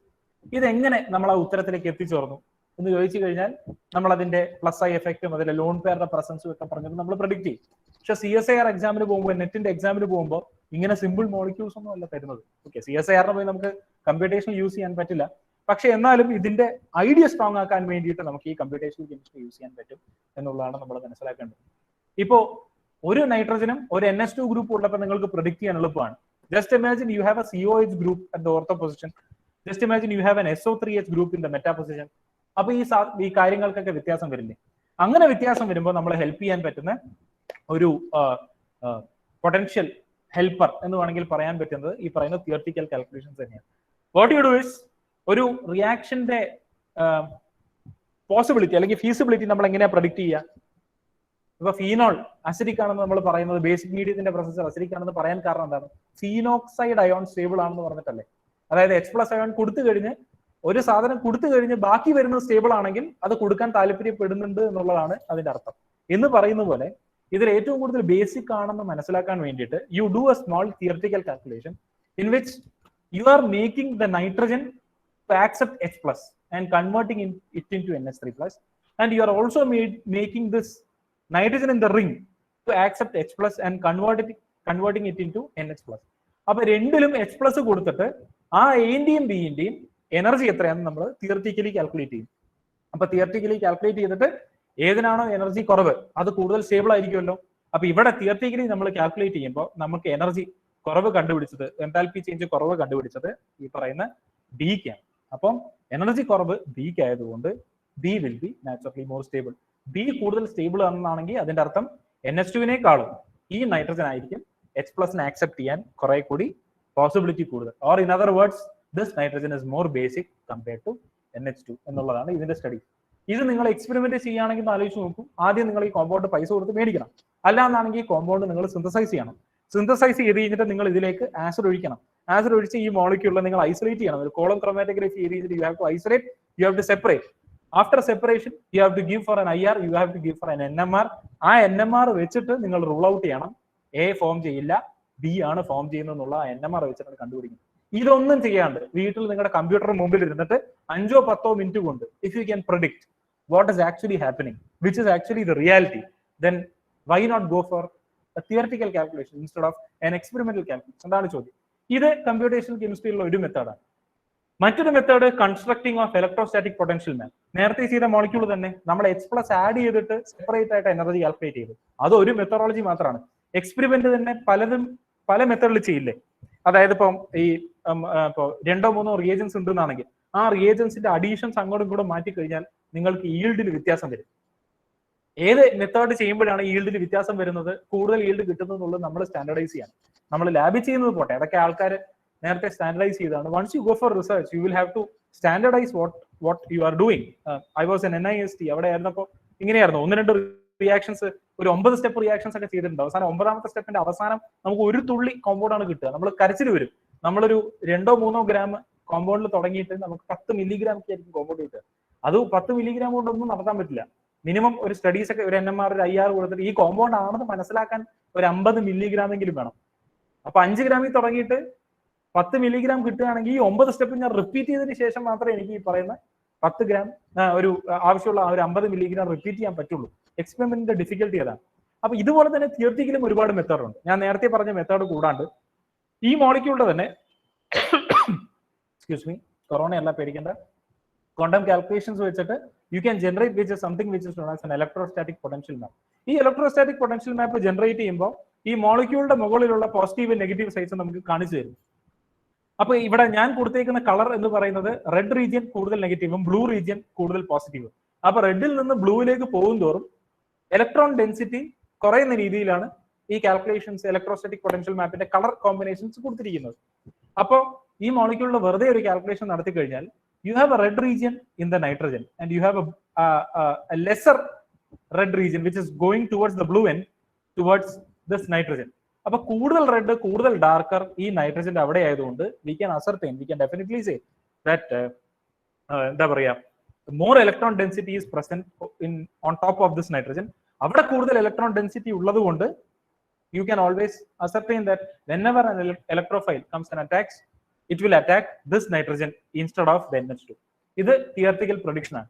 അപ്പൊ നമ്മളിപ്പോ ഒരു ആൽഡോൾ കണ്ടൻസേഷൻ ചെയ്യുമ്പോൾ ആൽഡോൾ കണ്ടൻസേഷൻ മെക്കാനിസം ഇങ്ങനെയാണ്. അപ്പൊ നിങ്ങളോടൊരു പുതിയ കോമ്പൗണ്ട് കൊണ്ടു തന്നിട്ട് മെക്കാനിസം എഴുതാൻ പറയുകയാണെങ്കിൽ എസ്പെഷ്യലി ഫോർ റിസർച്ച് നമ്മളത് എക്സ്പെരിമെന്റ് ചെയ്യുന്നതിന് മുമ്പ് ഒരു തിയററ്റിക്കൽ കാൽക്കുലേഷൻ ചെയ്ത് നോക്കുന്നത് വളരെ നന്നായിരിക്കും. കാരണം ഒന്നിൽ കൂടുതൽ സൈറ്റ്സ് അവിടെ ഉണ്ടെന്നാണെങ്കിൽ ഏത് സൈറ്റിലാണ് ആ ഇലക്ട്രോഫൈൽ പോയി ആഡ് ചെയ്യാനുള്ള സാധ്യത കൂടുതൽ എന്നുള്ളത് നമുക്ക് മനസ്സിലാക്കി തരാൻ ഈ പറയുന്ന ഇലക്ട്രോസ്റ്റാറ്റിക് പൊട്ടൻഷ്യൽ മാപ്പിന് പറ്റും. ഇത്രയും alcohols, methanol, ethanol, trifluoro ethanol, phenol, 4-നൈട്രോഫീനോൾ, ഇതിൽ ഏതാണ് കൂടുതൽ അസിഡിക്? അസിഡിക് എന്ന് പറഞ്ഞാൽ H+ പുറത്തേക്ക് കൊടുക്കാൻ പറ്റുന്ന ആൾക്കാർ. ഞാൻ നേരത്തെ പറഞ്ഞ അതേ മെത്തഡോളജി വെച്ചിട്ട് തന്നെ നമുക്ക് കണ്ടുപിടിക്കാൻ പറ്റും. Just imagine you have an electrostatic potential map. ഏത് ഹൈഡ്രജന്റെ മുകളിലാണോ കൂടുതൽ പോസിറ്റീവ് ചാർജ്, ഏത് ഹൈഡ്രജന്റെ മുകളിലാണോ കൂടുതൽ പോസിറ്റീവ് ചാർജ്, ആ റീജിയൻ കൂടുതൽ പോസിറ്റീവ് ആണ്. ആ റീജിയൻ കൂടുതൽ പോസിറ്റീവ് എന്ന് പറയുമ്പോൾ ദാറ്റ് ഹൈഡ്രജൻ ആറ്റം H+ ആയിട്ട് പോകാനുള്ള ചാൻസ് കൂടുതലാണെന്ന് അർത്ഥം. So by just constructing potential energy map trifluoro എത്തനോളുമായിട്ട് കമ്പയർ ചെയ്യുമ്പോൾ വെറും എത്തനോളുടെ ഹൈഡ്രജന്റെ അവിടെ ബ്ലൂ ഇന്റൻസിറ്റി കുറവും ട്രൈഫ്ലൂറോ എത്തനോളുടെ അവിടെ ബ്ലൂ ഇന്റൻസിറ്റി കൂടുതലാണ്. ഓക്കെ, അപ്പൊ ഈ ഒരു പൊട്ടൻഷ്യൽ എനർജി മാപ്പ് കണ്ടുപിടിക്കുമ്പോൾ തന്നെ ഡയറക്റ്റ് ആയിട്ട് നമുക്ക് പറയാൻ പറ്റും ഇതാണ് കൂടുതൽ acidic out of these 2 alcohols. By എന്നുള്ള -I effect of CF3 atoms ഒക്കെ നമുക്ക് പ്രൂവ് ചെയ്യണമെന്നാണെങ്കിൽ you have to go for another parameter. ആ പാരാമീറ്റർ നമുക്ക് കണ്ടുപിടിക്കാൻ പറ്റും. ഇലക്ട്രോൺ ഡെൻസിറ്റി ഓരോ ആറ്റത്തിന്റെ മുകളിലും എന്തുമാത്രം ഇലക്ട്രോൺ ഡെൻസിറ്റി ഉണ്ട് എന്നുള്ളത് നമുക്ക് കൃത്യമായിട്ട് കണ്ടുപിടിക്കാൻ പറ്റും. If time permits, may be I will run a small experiment in Gaussian and show you what is actually happening. Okay, ഫീനോളുടെയും നൈട്രോഫീനോളുടെയും അവസ്ഥ ഇത് തന്നെയാണ്. നൈട്രോഫിനോൾ ആണോ കൂടുതൽ അസിഡിക്, ഫിനോൾ ആണോ കൂടുതൽ അസിഡിക്? നമുക്കറിയാം -R effect of NO2 pulls the lone pair from oxygen. Oxygen hydrogen bond polarised ആവും എന്നൊക്കെ നമ്മൾ പഠിച്ചിട്ടുണ്ട്. അത് സിമ്പിൾ എക്സാമ്പിൾ ആയതുകൊണ്ടാണ് ഞാൻ നിങ്ങൾ കാണാത്ത അല്ലെങ്കിൽ 2 or 3 ഗ്രൂപ്പ് ഇവിടെ കൊണ്ടുവന്നു കഴിഞ്ഞാൽ ആ ഗ്രൂപ്പ്സിന്റെ ഇവിടെ ഒരു NH2 ഇവിടെ ഒരു SO3H കൊണ്ടുവന്നു കഴിഞ്ഞാൽ നമുക്ക് ഈ പ്രൊഡിക്ഷൻ കുറച്ചും കൂടി ബുദ്ധിമുട്ടായിരിക്കും. ഒന്ന് +R വേറൊന്ന് -R. അപ്പൊ ഇവരുടെ ഏത് എഫക്റ്റ് ആയിരിക്കും കൂടുതൽ ഇൻഫ്ലുവൻസ് ചെയ്യാന്നുള്ളത് ഒറ്റ നോട്ടത്തിൽ നമുക്ക് കിട്ടില്ല. അങ്ങനെയുള്ള അവസ്ഥകളിലൊക്കെ you can actually go for theoretical calculation. അതുപോലെ എസ്റ്ററുടെ ഈ ഈനോളേറ്റ്, ഏത് ഈനോളേറ്റ് ആണ് കൂടുതൽ റിയാക്ട് ചെയ്യുക, ഇങ്ങനെ നിങ്ങൾ ലാബിൽ ചെയ്ത എല്ലാ എക്സ്പെരിമെന്റ്സും നിങ്ങൾക്ക് തിയററ്റിക്കലി റീപ്രൊഡ്യൂസ് ചെയ്യാൻ പറ്റും. അപ്പൊ ഈ ഒരു കാലഘട്ടത്തിൽ നിങ്ങൾ ലാബിൽ ചെയ്യുന്ന എക്സ്പെരിമെന്റ്സ് ഫ്രീ സോഫ്റ്റ്വെയർസ് ഉണ്ട്. ആ ഫ്രീ സോഫ്റ്റ്വെയർ വെച്ചിട്ട് നിങ്ങൾക്ക് റീപ്രൊഡ്യൂസ് ചെയ്യാം. ഫോർ എക്സാമ്പിൾ റീപ്രൊഡ്യൂസ് ചെയ്യാൻ പറ്റുന്ന മറ്റൊരു എക്സാമ്പിൾ ആണ് ഇത്. ഈ കലോറിമീറ്റർ എന്ന് പറഞ്ഞുകൊണ്ട് എക്സ്പെരിമെന്റ് നിങ്ങൾ ചെയ്യും. നമ്മുടെ sodium hydroxide HCl NaOH mix ചെയ്യുമ്പോൾ റിയാക്ഷൻ എങ്ങനെയാണ് നടക്കുന്നത്, അതിന്റെ എക്സ്പെരിമെന്റൽ വർക്കപ്പ് ചെയ്തിട്ട് നിങ്ങളൊരു ഫ്ലാസ്ക് എടുത്തിട്ട് hot water, called water, calorimeter എന്ന് പറയുന്നത് നിങ്ങൾ ഫ്ലാസ്ക് എടുത്തിട്ട് ചൂടുവെള്ളവും തണുത്ത വെള്ളവും മിക്സ് ചെയ്തിട്ട് ടെമ്പറേച്ചർ ഒക്കെ നോട്ട് ചെയ്തിട്ട്, അതുപോലെ സ്ട്രോങ് ബേസും സ്ട്രോങ് ആസിഡും കൂടി മിക്സ് ചെയ്തിട്ട് you note the temperature, from the temperature you predict the value of ΔH. അങ്ങനെ ഒരുപാട് എക്സ്പെരിമെന്റ്സ് ഒക്കെ നിങ്ങൾ ചെയ്യും. ആ എക്സ്പെരിമെന്റ്സ് ഒക്കെ നമുക്ക് പിന്നെയും തിയററ്റിക്കലിയും ചെയ്യാം. എങ്ങനെയാണ് ചെയ്യുന്നതെന്ന് വെച്ച് കഴിഞ്ഞാൽ ഇതിൽ ഏതെങ്കിലും ഒരു എക്സാമ്പിൾ എടുക്കുക. For example N2 + 3H2 gives 2NH. ഈ റിയാക്ഷന്റെ എൻതാൽപി ചേഞ്ച് കണ്ടുപിടിക്കണം. നൈട്രജൻ, നമുക്ക് ചുറ്റും നൈട്രജൻ ഉണ്ട്, നമുക്ക് പിടിക്കാൻ പറ്റുമോ? പറ്റില്ല. ഹൈഡ്രജൻ, നമുക്ക് ചുറ്റും ഹൈഡ്രജൻ ഇല്ല. ആകെപ്പാടെയുള്ളത് യൂണിവേഴ്സിൽ ഏറ്റവും അബണ്ടന്റ് ഗ്യാസ് ഹൈഡ്രജൻ ആണ്, പക്ഷെ നമ്മുടെ കയ്യിൽ ഒതുക്കി കിട്ടില്ല. അമോണിയ, അണുവിനെ നമുക്ക് ചുറ്റുമുണ്ട്, പിന്നെയും ഗ്യാസ് ആയതുകൊണ്ട് പിടിക്കാൻ പറ്റില്ല. ലിക്വിഡ് നമുക്ക് കിട്ടും, ശരിയാണ്. പക്ഷെ ഈ അമോണിയ വെച്ചിട്ട് നിങ്ങളൊരു ഹേബർ പ്രോസസ് വെച്ചിട്ട് അമോണിയ ഉണ്ടാക്കുകയാണ്, അല്ലെങ്കിൽ അതിന്റെ റിവേഴ്സ് റിയാക്ഷൻ മോണിറ്റർ ചെയ്യാന്ന് പറയുമ്പോഴത്തേക്ക് it is practically impossible for you. കാരണം നൈട്രജൻ ഡിറ്റക്ട് ചെയ്യണം, പ്രൊഡ്യൂസ് ചെയ്യുന്ന ഹൈഡ്രജൻ ഡിറ്റക്ട് ചെയ്യണം, അതിന് upward displacement of water, lowered displacement of water, ആ ഇൻസ്ട്രുമെന്റ് ഈ ഇൻസ്ട്രുമെന്റ് ഒക്കെ യൂസ് ചെയ്യണം. ഒരുപാട് മെത്തേഡ്സ് ഉണ്ട്, അതിലേക്കൊന്നും ഞാൻ പോകുന്നില്ല. അങ്ങനെയുള്ള മെത്തേഡ്സ് ഒന്നും നിങ്ങൾക്ക് ചെയ്യാൻ പറ്റില്ല. What you can simply do is U do A theoretical calculation. ഈ നൈട്രജൻ, ഹൈഡ്രജൻ, അമോണിയ ഈ മൂന്നിന്റെ സ്ട്രക്ചർ വരിക, നൈട്രജന്റെ എനർജി കണ്ടുപിടിക്കുക, ഹൈഡ്രജന്റെ എനർജി കണ്ടുപിടിക്കുക, അമോണിയയുടെ എനർജി കണ്ടുപിടിക്കുക. എനർജി എന്ന് പറയുമ്പോൾ ഞാൻ നേരത്തെ പറഞ്ഞ ജോമെട്രി ഒപ്റ്റിമൈസേഷൻ നിങ്ങൾ വരച്ചു കൊടുത്തിട്ട് ഗ്രൗണ്ട് സ്റ്റേറ്റിൽ അത് എങ്ങനെ നിൽക്കുന്ന എനർജി കണ്ടുപിടിക്കുക. മൂന്നിന്റെയും എനർജി നിങ്ങൾ കണ്ടുപിടിച്ചു കഴിഞ്ഞാൽ, നാച്ചുറലി മൂന്നിന്റെയും എനർജി കണ്ടുപിടിച്ചു കഴിഞ്ഞാൽ energy of products minus energy of reactants will actually give you the enthalpy change of this reaction. അപ്പോൾ നേരെ ലാബിലേക്ക് പോകാണ്ട് വീട്ടിലിരുന്ന് ഒരു കമ്പ്യൂട്ടറിന് മുമ്പിൽ ഫാനിന്റെ അടിയിലിരുന്ന് ഒരു കാപ്പിയും കുടിച്ചുകൊണ്ട് എന്തെങ്കിലും ഒരു ലേസോ ചിപ്സോ എന്തെങ്കിലും കഴിച്ചുകൊണ്ട് if you can do the same experiment by understanding the theory more, then why not you are going for such a determining factor എന്നുള്ള. അപ്പൊ ഇങ്ങനെയുള്ള തിയററ്റിക്കൽ, ഇതാണ് കുറച്ച് ആപ്ലിക്കേഷൻസ് ഞാൻ കാണിച്ചത്. അപ്പൊ ഇങ്ങനെ ഒരു തിയററ്റിക്കൽ കാൽക്കുലേഷൻ ചെയ്യുമ്പോൾ എന്താണ് ഡിറ്റർമൈനിങ് ഫാക്ടർ എന്ന് ചോദിച്ചു കഴിഞ്ഞാൽ it is called model chemistry and it is a video game. അപ്പൊ നമ്മൾ നന്നായിട്ട് കളിക്കാൻ പഠിക്കണം. അതാണ് തിയററ്റിക്കൽ കെമിസ്ട്രിയുടെ ഒരു ചെറിയ പ്രശ്നം എന്താണെന്ന് വെച്ച് കഴിഞ്ഞാൽ നമ്മൾ നന്നായിട്ട് കളിക്കാൻ പഠിക്കണം വീഡിയോ ഗെയിം. എന്തുകൊണ്ട് കളിക്കാൻ പഠിക്കണം എന്ന് ചോദിച്ചു കഴിഞ്ഞാൽ ഈ എക്സ്പെരിമെന്റ് തന്നെ എക്സ്പെരിമെന്റൽ വാല്യൂവും തിയററ്റിക്കൽ കാൽക്കുലേറ്റ് ചെയ്ത് കിട്ടുന്ന വാല്യൂ നമ്മളൊന്ന് കമ്പയർ ചെയ്തു. നിങ്ങളൊരു ഹാർട്ട് റീഫോക്ക് എന്നുള്ളൊരു മെത്തേഡ് ഉപയോഗിച്ച് കാൽക്കുലേറ്റ് ചെയ്യുമ്പോൾ കിട്ടുന്ന വാല്യൂ എക്സ്പെരിമെന്റും തമ്മിൽ യാതൊരു ബന്ധവുമില്ല. പക്ഷെ നിങ്ങൾ MP2 എന്ന് പറയുന്ന പെർട്ടർബേഷൻ തിയറി, അത് എന്തൊക്കെയാണെന്നുള്ളത് നിങ്ങളുടെ ടീച്ചേഴ്സ് പഠിപ്പിച്ചു തരും.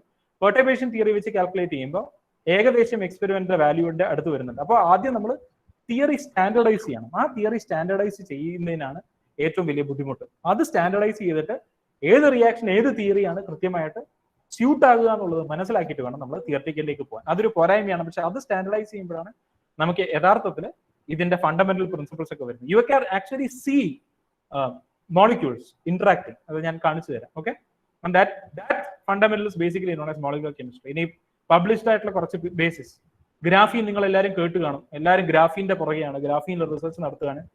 ഞാനും വെറുതെ വിട്ടില്ല. ഗ്രാഫീനിൽ സബ്സ്റ്റിറ്റ്യൂഷൻസ് വരുത്തിയിട്ട് ഞാൻ കൽക്കട്ട ഓൾ ഇന്ത്യ സയൻസ് കോൺഫറൻസിൽ പോയി പ്രസന്റ് ചെയ്തായിരുന്നു. ഗ്രാഫീനിൽ കുറച്ച് സബ്സ്റ്റിറ്റ്യൂഷൻസ് വരുത്തിയിട്ട്. അപ്പൊ ഇവിടെ ഗ്രാഫീനും നമ്മുടെ DNA bases adenine, guanine, തൈമീൻ, cytosine തമ്മിൽ ഇന്ററാക്ഷൻസ് പഠിച്ചിരിക്കുകയാണ്. അപ്പോൾ ഗ്രാഫീന്റെ മുകളിൽ നമുക്ക് DNA നിൽക്കുന്നത് കാണാം. നിങ്ങൾ എപ്പോഴെങ്കിലും ഗ്രാഫീൻ കണ്ണുകൊണ്ട് കണ്ടിട്ടുണ്ടോ? ഇല്ല. കണ്ണുകൊണ്ട് കാണാൻ പറ്റുമോ? ഇല്ല.